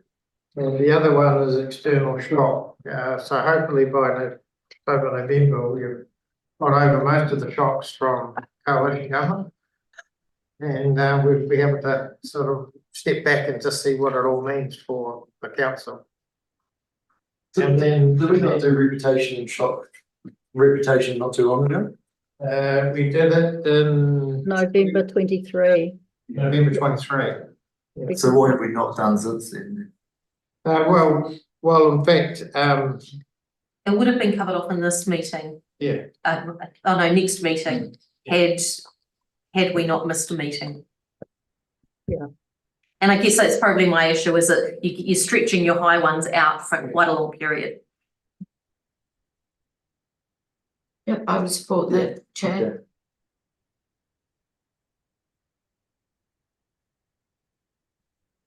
We aim to do 13 risks in the year. Yeah. Yes. What do people think? Yeah, but Chair, I just said I agree with you. Are we just saying 2? No, that we would. We'll do all. That we would do reputation and trust and what external shock In in November. Yeah. Yeah. We normally do 3 at a time, 4 at a time. And I think we can move health, safety and wellness out one. And the organising culture would probably be too early to do November, because we're only just put under the organisation, so that one can go out to first quarter 25. And the Rio 10-year partnership probably. No, I reckon we should make Leave that. that one there. Through you, Chair. The natural capital could go out to one, because that could go out to first quarter 25 as well. So does that mean that you would be also supporting bringing in C? Yeah, and I was going to ask that because I think that needs to be in there. Which one? See, infrastructure deficit. Infrastructure deficit. Yeah. So you'd be basically replacing C, E and J for D, H and M. And I don't have a problem with that. C wasn't planned. Yeah, C's been a while. C won't happen until second quarter of 25. Let's do funding instead. But after what, the report that we've received with regard to Wellington Water and the deficit, and then knowing that State Highway 2 waste pipe is going to come to us, I think there's going to be some pretty significant infrastructure issues that have been alluded to through Gunther saying in his papers that, you know, if that's on the table.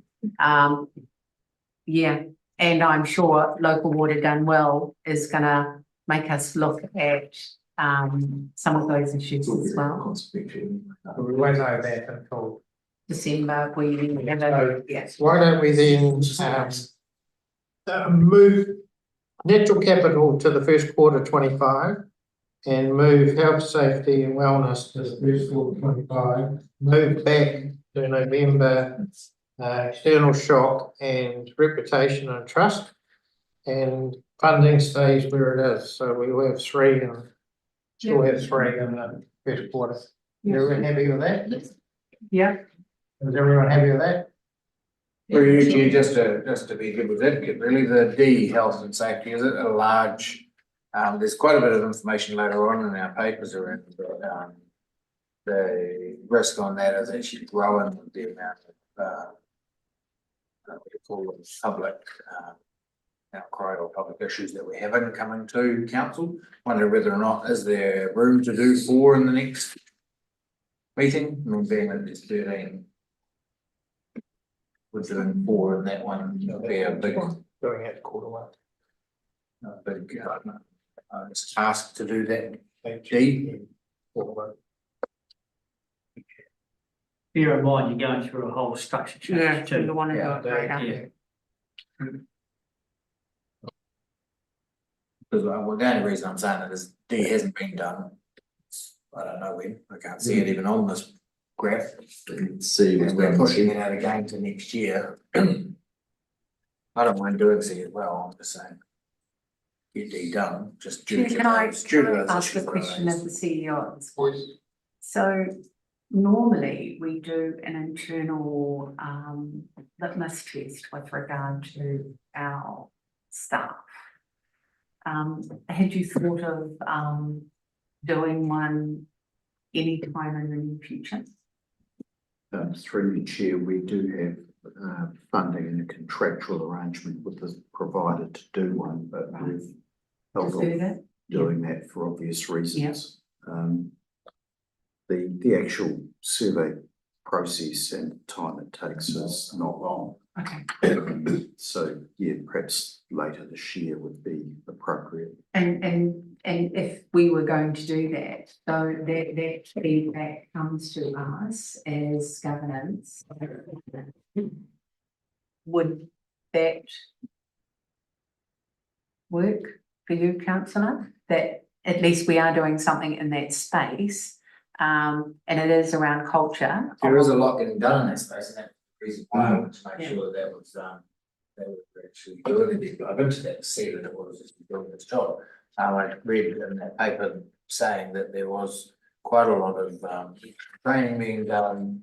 We were, you know, basically arming ourselves, being ready for any onslaught that was coming towards us. But I just wanted to see if, you know, getting that deep dive done. No problem. Not. Through the chair, just to explain, these surveys are perception surveys, and they're a snapshot of people's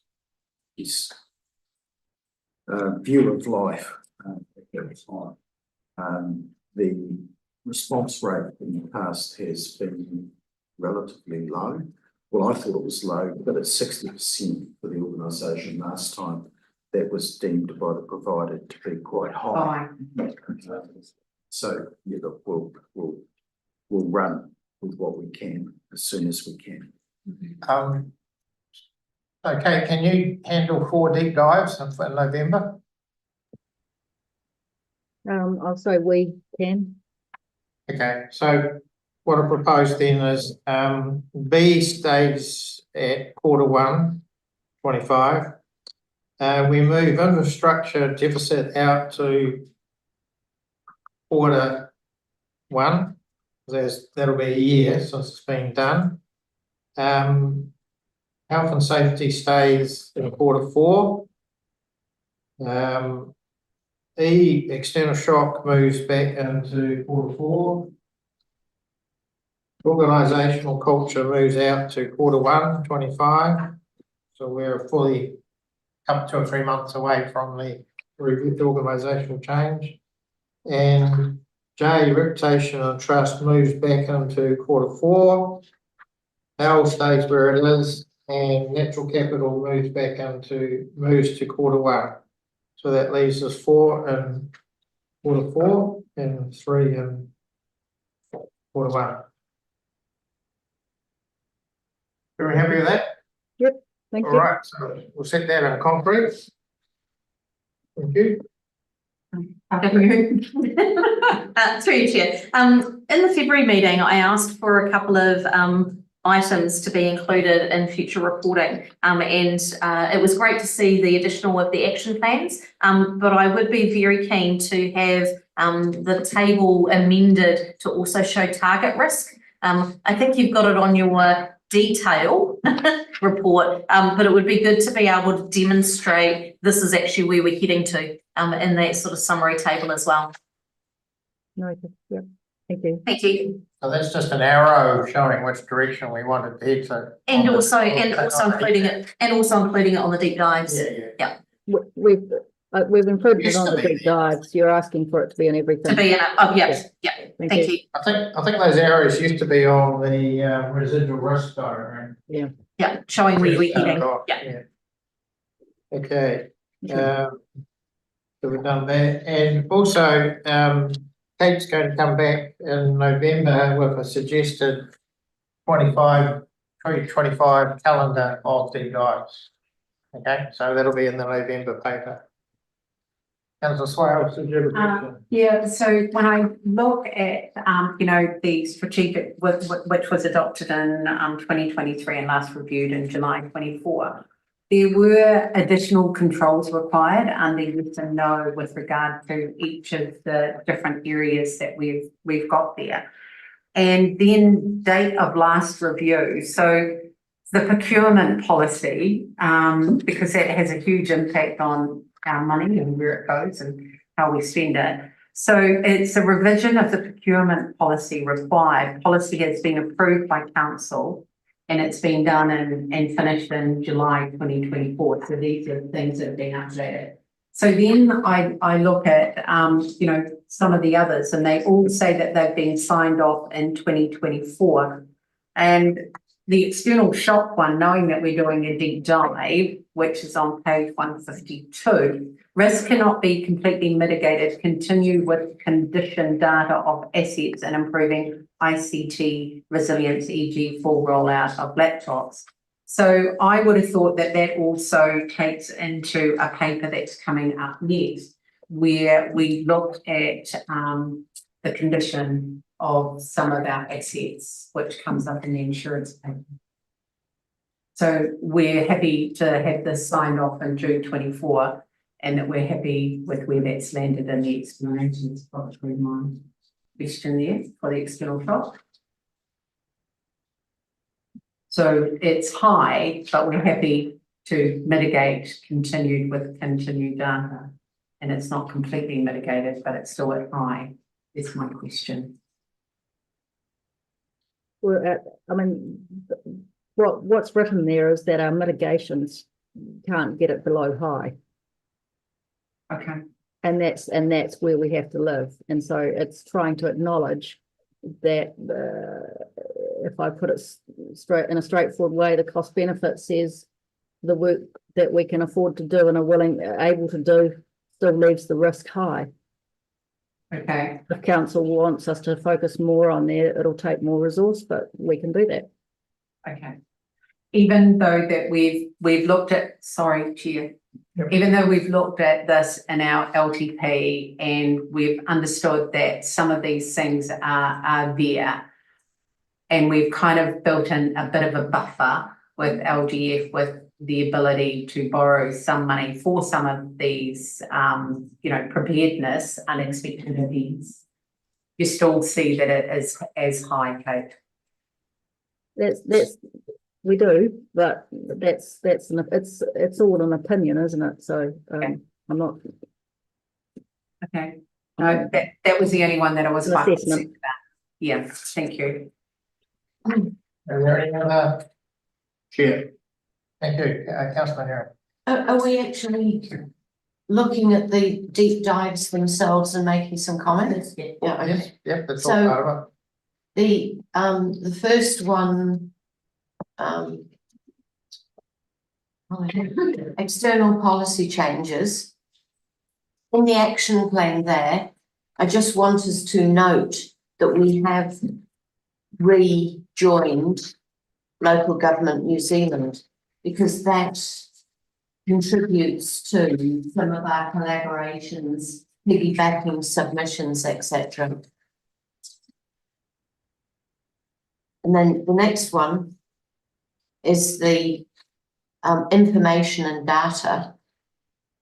And I think we should have some mention of AI in here, in terms of its potential implications for data management, data retrieval, etc.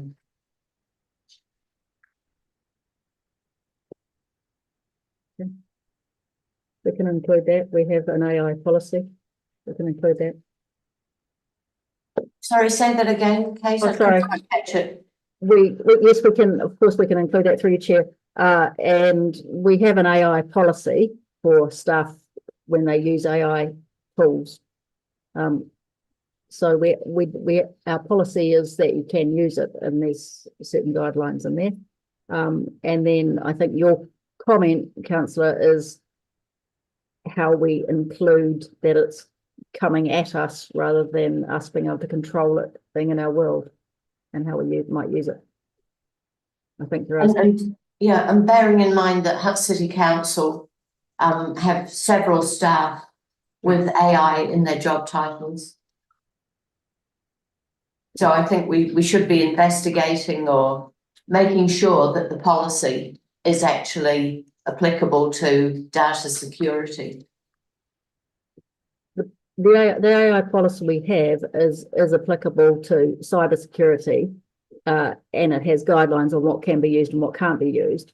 I think it's fair to say that we are not as advanced in this journey as Hutt City are. Yeah, realise that.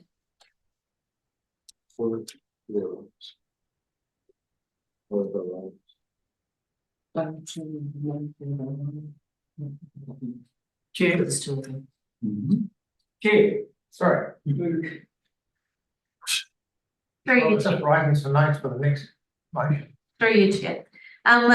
Just if we moved on in terms of to the deep dives, and looking at contracts, I'm really comfortable with the progress that's updated, but I'm just really aware that there were a couple of things noted in the last RAC meeting minutes. One being that there was commentary about there was going to be a re-establishment of the contracts group, and I was just probably wanting to get an update on where that was at. And likewise, there was some commentary around that we were going to be doing a review of the procurement policy, and it would come to the next RAC, which obviously it hasn't. So again, I was looking for a bit of an update in terms of what that timeframe would be.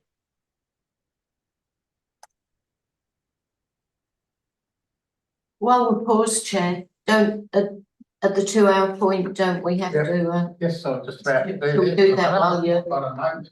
while you're looking at your notes? Yeah. I've got a note to do that. And Chair, I'm also wondering, could we have just like a 2-minute pit stop? Certainly. I'm just trying to find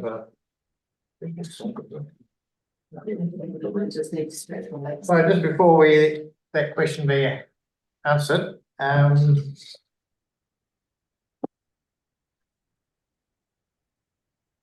I've lost my breath there. Thank you. Right, because we're approaching the 2 hours, and we can not sit continuously for more than 2 hours without a break of at least 10 minutes, unless the meeting resolves to extend the time before a break. So in accordance with the Standing Order 44.2 meeting duration, I move that the meeting continues beyond the 2 hours, but we will take a 10-minute break in the proceedings and recommence after that 10 minutes. Happy to see it. All right, all those in favour, say aye. Aye. Against? No. Two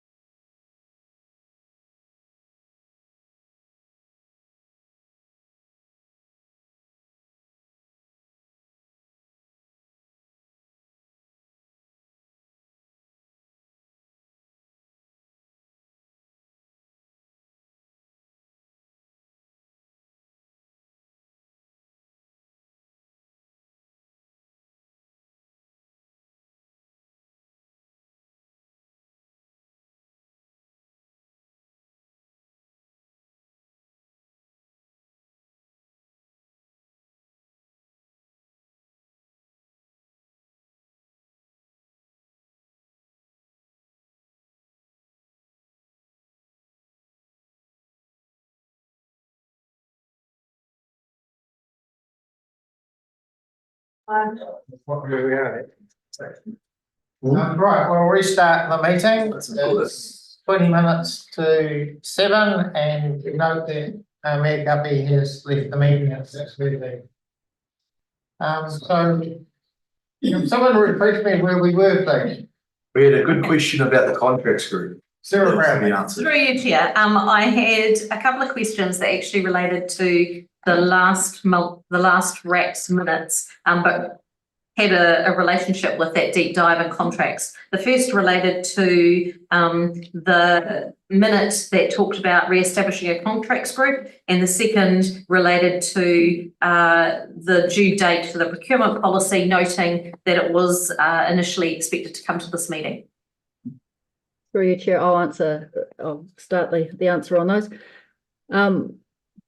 The first one on the contracts group, I think that is best placed to go through with the delegations review as the purpose of what the contracts group needs to do or would be for is yet to be established. So I think what we've got to is establishing that purpose as an important part of a reason to have it. And the delegations review, it fits very nicely with that and would probably be best suited to be workshopped with council as to what they would like out of any contracts group. It's a bit without purpose. It's hard to work out, an end game.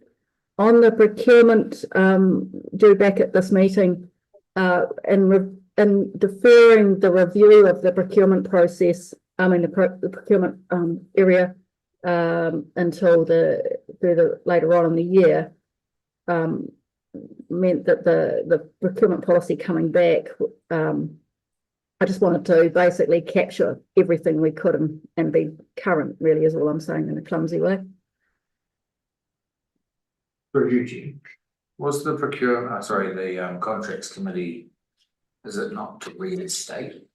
It was. The minute actually said that council notes that the Risk and Assurance Committee asks officers to present paper to council about the process and options available to re-establish a contracts group or equivalent and give it the power to approve significant contracts. So it was actually a specific discussion. So I guess that's probably where I was really understanding the status of that, just making sure that it hadn't really just dropped off. I'm just wondering whether in fact it's something that, I think it was some concern about significant contracts and about whether we had the appropriate oversight around that. I think it's what I'm saying is we wrapped it up into the delegations review, so rightly or wrongly. So does that mean that it would be addressed as part of that paper that will go to council when the delegations go to council? It's a decision on purpose as opposed to form. So yeah, we'll go at that stage. Okay. Chair, do you mind if I just chip in a little bit? I don't want to put too many words into too many people's mouths, but the previous contracts group, the terms of reference to that group meant that it didn't actually have any scope. Yep. So it can't be just reinstated because it didn't have any authority. And the question really is where will council want to chop off the chief executive's authority to enter into things and insert its own? And I think that's something that you'll want to explore carefully because it really is usurping what would ordinarily be a chief executive's power to enter into contracts to carry out the long-term plan. So I think there's a good discussion to have around that. And once the delegations framework starts flowing through, I think it's probably quite a good time to have that conversation. Yeah. So, Jay, if I could just ask a question. The chief executive's delegation ends at $1 million. So would this not be a committee that things over $1 million would come to?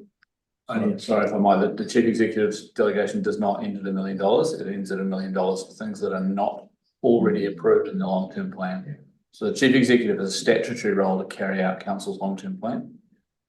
Oh, okay. So it's a question about how much it's really about how much oversight and restriction you want to put on the chief executive to do things you've already told him to go and do. So it's a more complicated question, I think, and worthy of a careful, and the way that the previous committee's power had been eroded is that it used to be that, and then the chief executive's authority overtook the committee. So I think the question is, and there are two parts to it really, it's like approval of contracts and then supervision of contracts. So it's worth exploring carefully.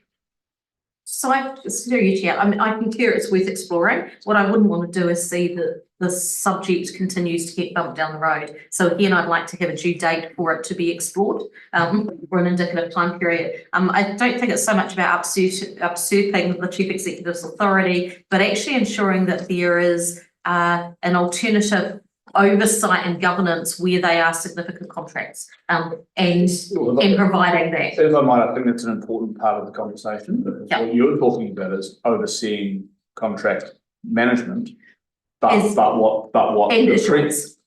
Sorry, and assurance, making the decision to award it to someone. Also that is usurping chief executives. So it's important to really be clear about what you want it to do. So I think it's part of a future discussion that we can. So could we have a due date around that though? Yeah. Unless it's before Friday, I'm the wrong guy to ask that one. Well, I think the CEO can come back with a date on that suits the workload. We've already made quite a few decisions tonight. We need a date on when the CEO will come back with a date. Yeah. Through you, Chair, one of the purposes of the reorganisation has been to reduce the size of the organisation. That comes at a cost, and that is the reduced ability to be able to respond to some of these deadlines. Yeah, I think we just leave it as long as it's noted as an action point in the meeting minutes, I'm sure that we can remind the CEO in future committee meetings. Now I'd just like to move on if we can. Are there any other questions or comments on the paper to do strategic risk? Okay, if not, I'll move that the committee recommends that the council receive and note the report titled Strategic Risk Management Report and confirms the next deep dive to be undertaken to the Risk and Assurance Committee meeting on the 20th of November 2024. SLD, SLE, SLJ, and SLL. Also moved, seconded by Councillor Bentley. Or any debate? Or to the vote? All those opposed say aye. Aye. Against? Carried. Thank you.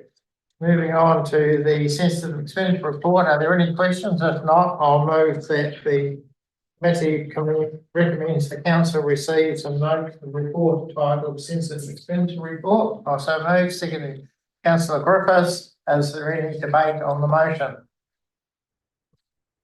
You're all happy with the report? Yeah. That's right. Okay, so I'll put it to the vote. All those in favour say aye. Aye. Against? Carried. Thank you.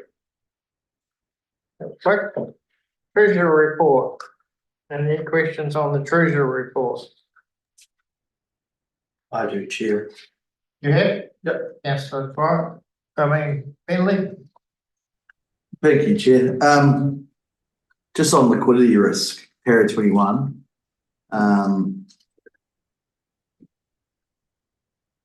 Sorry, I'm just.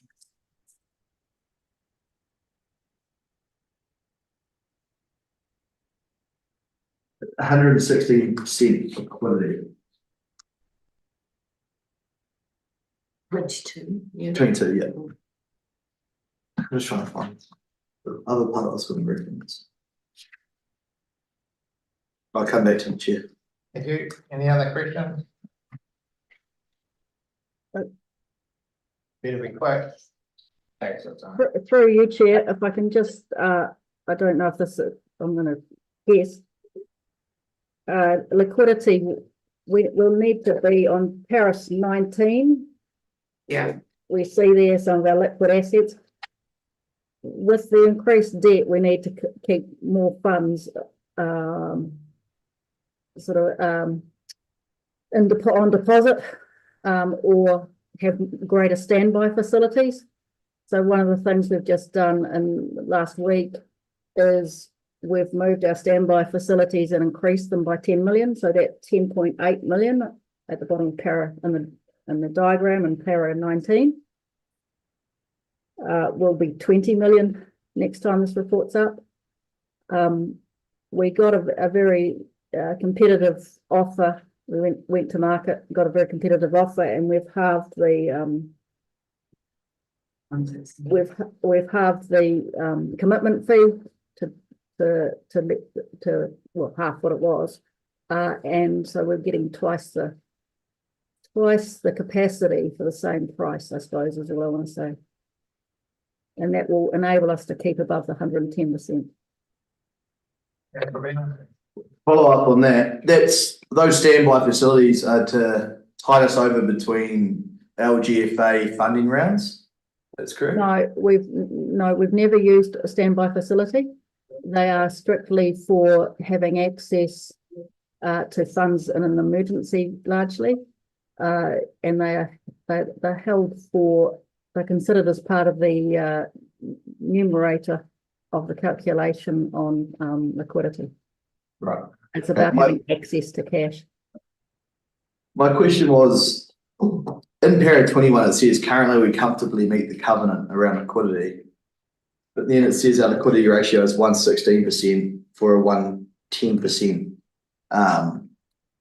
benchmark. What would you see, when would you stop being comfortable? When we get below 110%, because we're breaching our covenants. Yeah, but we're comfortably meeting something, and I feel like that's not much room for error. Well, it's actively managed by either we increase standby facilities or we do pre-funding. So it's a difficult question to answer because we have a policy that enables us to actively manage liquidity to have it above the bare minimum. Right. So whenever, I mean, I could run the data and say we'd breach it in 5 months, but we will do something to make sure we. Yeah.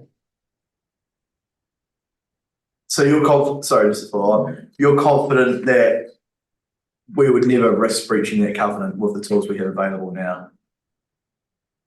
I say that in the context, assuming that council raises enough rates money to have access to cash to, you know. So can I just follow on this? When you say you're comfortable, have you actually run a cash flow model for the next 6 months that gives you that degree of confidence? We use PricewaterhouseCoopers, and we run it every month. So a cash flow model. Yeah, we run a liquidity model. Yeah. Okay. Yeah. Thank you. Your last question. Best part of the meeting. Kate, with the change in interest rate environment, and obviously in the LTP we have to put some interest rate assumptions in there, should we recognise some good reductions in interest expenditure? What part of the accounts, like what pot of money does that end up in? That just goes back into general reserve? I'm not sure I understand the question, but I'll rephrase it, sorry. If we pay a lot less interest than we had forecast, that budgeted difference, where does that go? Okay. Thank you for the explanation. Para 18 and the diagram under there, I'll point you to that, because on the right hand side there we have our current weighted cost of funds. So we're at 3.27. Our long-term plan is at 5.1, budgeted 5.16. Yeah. So that saving goes to the projects, the capital items we borrow for benefit from that saving. Does that make sense? Yep, that's good. The bit we're doing now with the general ledger review is when we make monies on term deposit, we have not been sharing that out to the business. And what we're trying to do is make sure that when we earn interest for deposit, that also goes to the business. Currently, it just sits within finance, code within finance. With other income. Yeah. Thank you. All right, no other questions? I'll put the motion that the committee recommends the council receives and notes the Treasury report. So move, seconder. Thank you, councillor Newell. All those, I'll put it to the vote. All those in favour say aye. Aye. Yeah, thank you. Moving on to the health and safety report. Is there any update on that? No, so are there any questions from councillors, please? Councillor Bentley. Yeah, thank you. Para 12, the automatic doors. Yeah, with the residual risk at high, is there a better product available? Through you, Chair, we're looking into that. This is the first time it has ever happened. Yeah. We had 2 staff on the particular program, so it was a child's program in the child's area. Yeah. We can't put any gates or anything else on like that on it because that impacts access to others. What we're doing for events, we're now putting 3 staff, and it's not extra staff, it's staff coming from elsewhere in the library with those events, and they will be towards the back to monitor. And we're talking sort of kids that 2 and 3-year-olds that are just starting to walk. Yeah. We've thought about putting up notices about parents with their children, but your children are under 12, so you get 7 and 8 and 9-year-olds that are able to be in the library with their parents elsewhere in the library. So yeah, first time it's ever happened. I have a question, and that's to do with, I've noticed a couple of emails to say that the Upper Hutt City Council has blocked people from the Upper City Council's Facebook for unreasonable, abusive or threatening comments, and in particularly in terms of, for example, the long-term plan. So this report is silent on that sort of thing in terms of what I presume is unreasonable behaviour of people who post on the council's Facebook site. So I'm just wondering why this isn't reported in this report going forward. And just what is the council's policy on that? Does it have such a policy?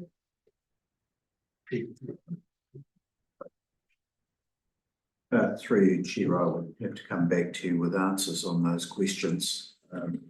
The matter of blocking potential people did arise as part of the LTP, and it was more to do with some of the distress that staff who were moderating the comments that were coming in on those web pages was causing. And that was when it was first initiated, to my knowledge. And I believe at this stage there are only 2 or 3 people who are currently subject to that exclusion. And also email, what about emails to staff? Same thing. For example, I'm looking at your area, Helen. No, it's through you, Chair, and I appreciate the Chief Executive was also looking to me, as if I may offer additional clarity here. I don't believe that the management of emails is actually picked up in the existing policy. In terms of social media, there's the disclosure that's already on the website, and I broadly, but would need to rely on my colleague with Liesl for the detail, but I believe that there has been a recent update to the policy that deals with social media. As to emails, I believe that may be a gap, but perhaps I can come back to this committee. So perhaps we could ask the Director of Human Capital, was it? Performance and capability. Performance and Capital, to come back with, to be included in the next health and safety report about unreasonable behaviour in terms of Facebook posts and emails to staff, please, councillor. Chair, I seem to remember, I can't remember which committee it was, but it was a couple of meetings ago. And in the Chief Executive's report, there was an article about this exact topic. It's a very live problem happening around the country.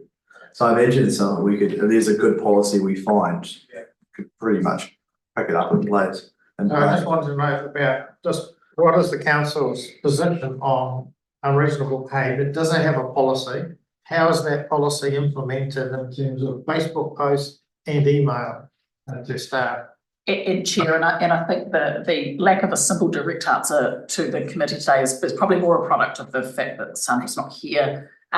It possibly is picked up by that policy. I can certainly confirm that the safety issues have been across a number of fora and as a result of incidents and their management have been a matter of ongoing discussion about active management and clearly setting that in policy. I suspect it is in that policy. It's probably just that Sandra's not here to speak to that.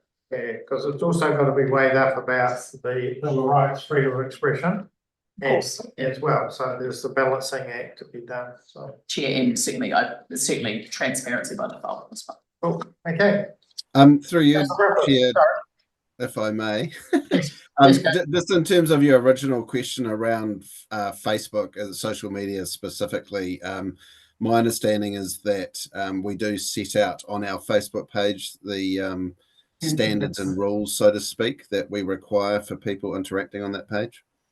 Thank you. All right. Yes, Thank you, through you, Chair. On page 204, which is page 6 of this report, sorry, page 5 of this report, I've got stats here for December 2024. I think we're doing pretty well if we've got stats on that already. Just wanted to clarify if I'm reading that wrong. Yeah, it goes up to December. Yeah, December 2024. just preempting it. Preempting, oh yeah, okay. And then on the next page, we've got type description and lost time injuries and a graph that doesn't match. I'm gonna raise it with Sandra, but she's obviously not here. I don't want them. Okay, perhaps you want to send her an email or something. Or they ask. Pick it up, yep. You saying how it looks like May. The description says staff member was off work during March, April. I think it's just the layout of the names and the way it's formatted. I agree, it doesn't, yeah. Right. Okay, there's no more questions on that report. So we have Sarah Brownlee. Through each year. I just want to ask some questions around appendix 1 actually, which is where there's the more detailed rec stuff. I'm really conscious that there are a number of risks that have a high residual risk level. And in the risk acceptance, there is an ability to go, do we accept this risk, or in essence, are we going to be continuing to do more work to reduce it? And I'm just wondering whether it looks like it's been populated for one risk to say that we're prepared to accept it. But next report, it would be good to have a bit more fulsome description around all those ones that are high. Is there more outstanding work that's going to be done to address those, or are we in a state of having just to accept that the consequence and likelihood is what it is for that particular item? So that's risks 55, 75 and 96, for example. Yes. But I think there's also, 155, 156, 157. So I think there's quite a few that are in that high space. Yeah, thank you. All right, shall we move to the recommendation? And the recommendation, I'll move that the committee recommends the council receives and notes the health and safety report. Can I have a second, please? Councillor Ewell. Any debate on that? If not, put it to the vote. All those in favour, say aye. Aye. Aye. Carried. Thank you. And now that brings us to the end of this. No, it's still not. Internal audit report. What's your opinion? It's fine. Big part.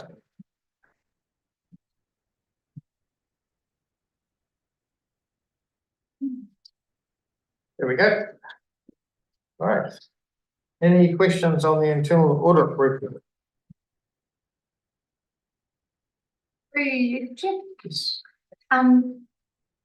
One of the questions I had was actually around the planned expenses review, and really conscious that that one in the later report around fraud in terms of Audit New Zealand, it's talking about that expenditure review would address some of that in terms of looking at it. I'm just wondering whether we could have that particular review extended to be a bit more fraud focused, and actually also look at things like use of assets inappropriately, particularly if we've got any sort of,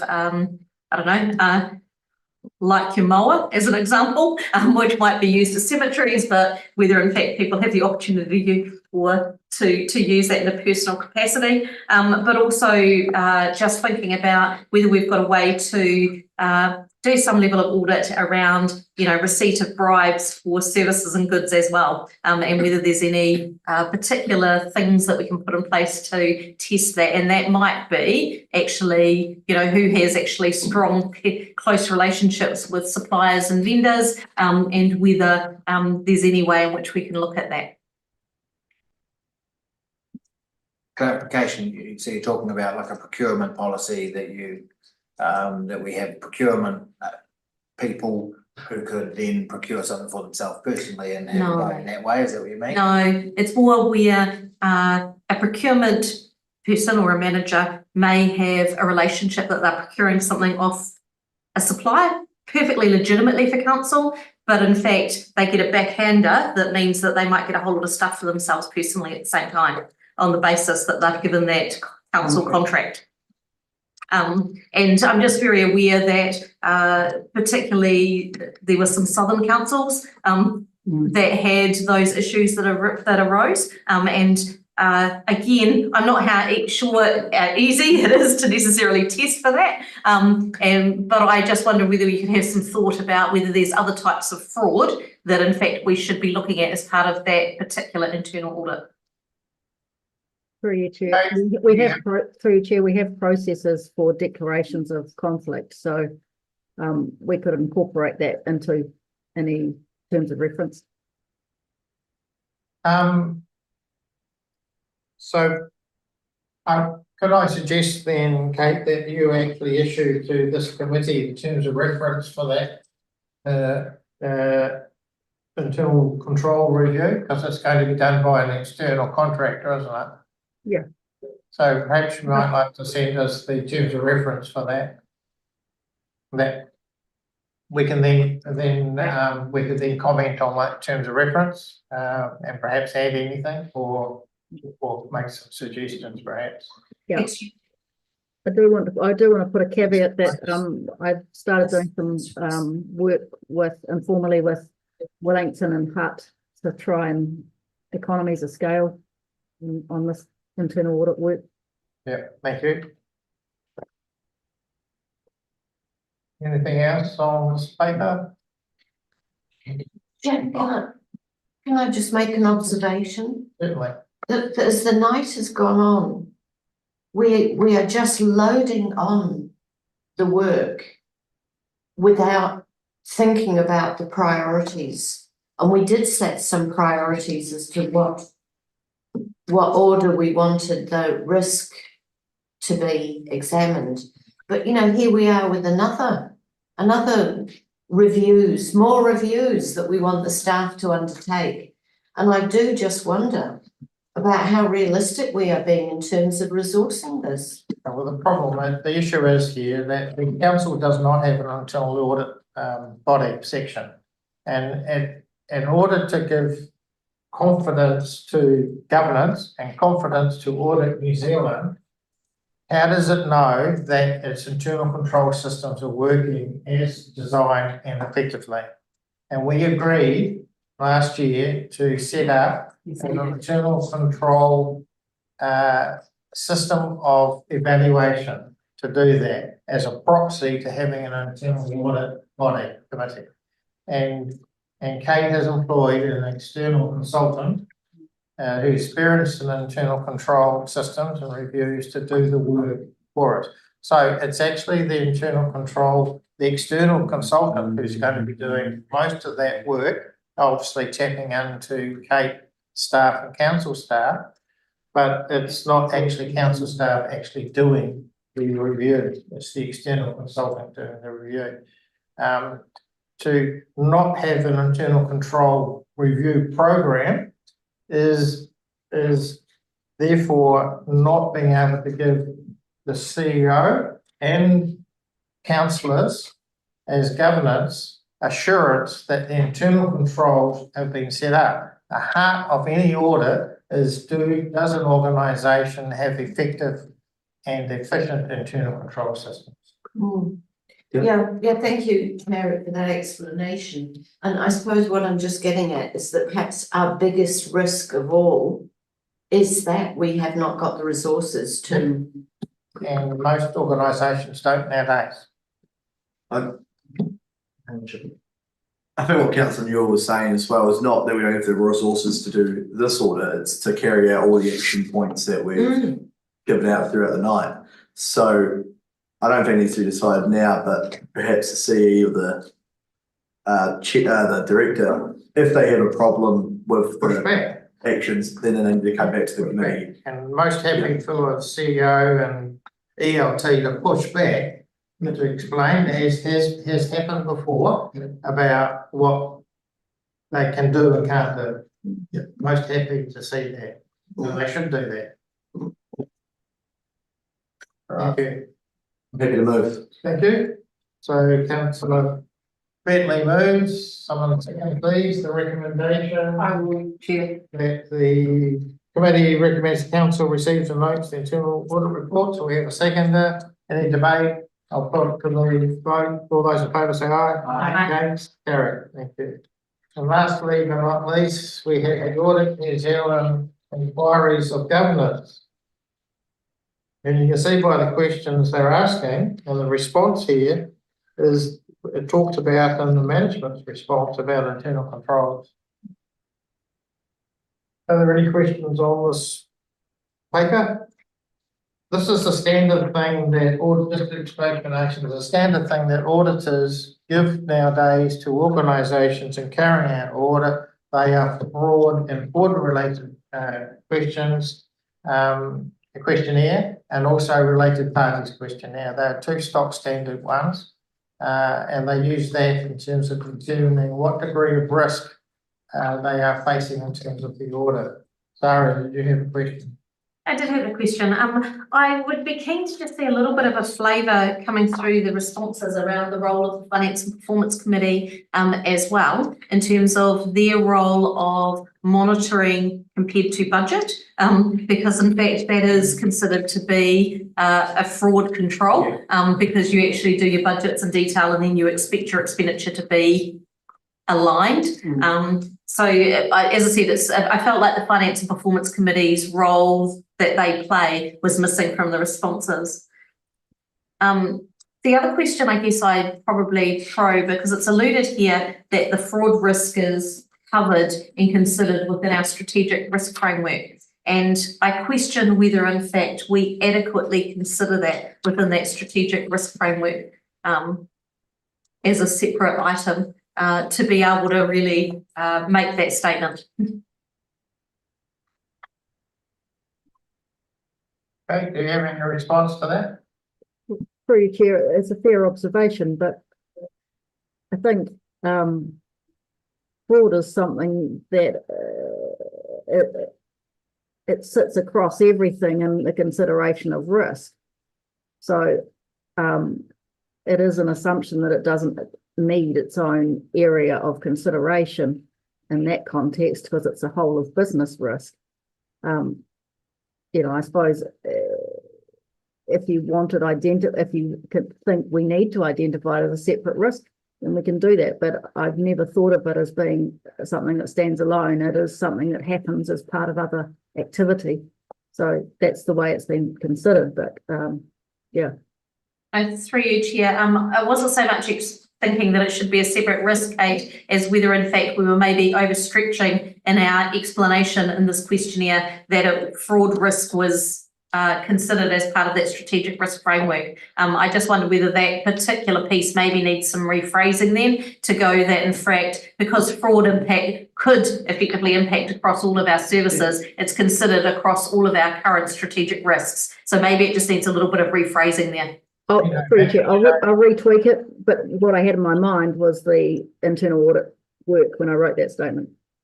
Management's response is always to give a favourable perception to the auditor. My concern is always then when you might be asked to demonstrate it. Yeah. And that was probably where I was just. They never did. I'm comfortable to demonstrate it. But, yeah.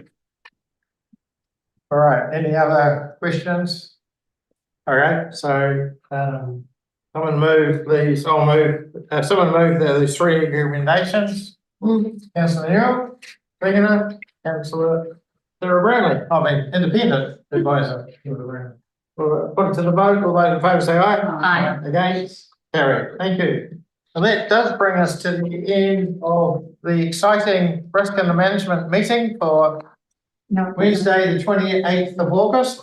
And I'll move that we go into a public excluded session. So I move that the public be excluded from the following parts of the proceedings in accordance with the reasons noted in the agenda. Call for a seconder.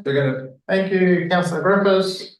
All in favour say aye. Aye. Against? Carried. And good evening to everyone. Thank you.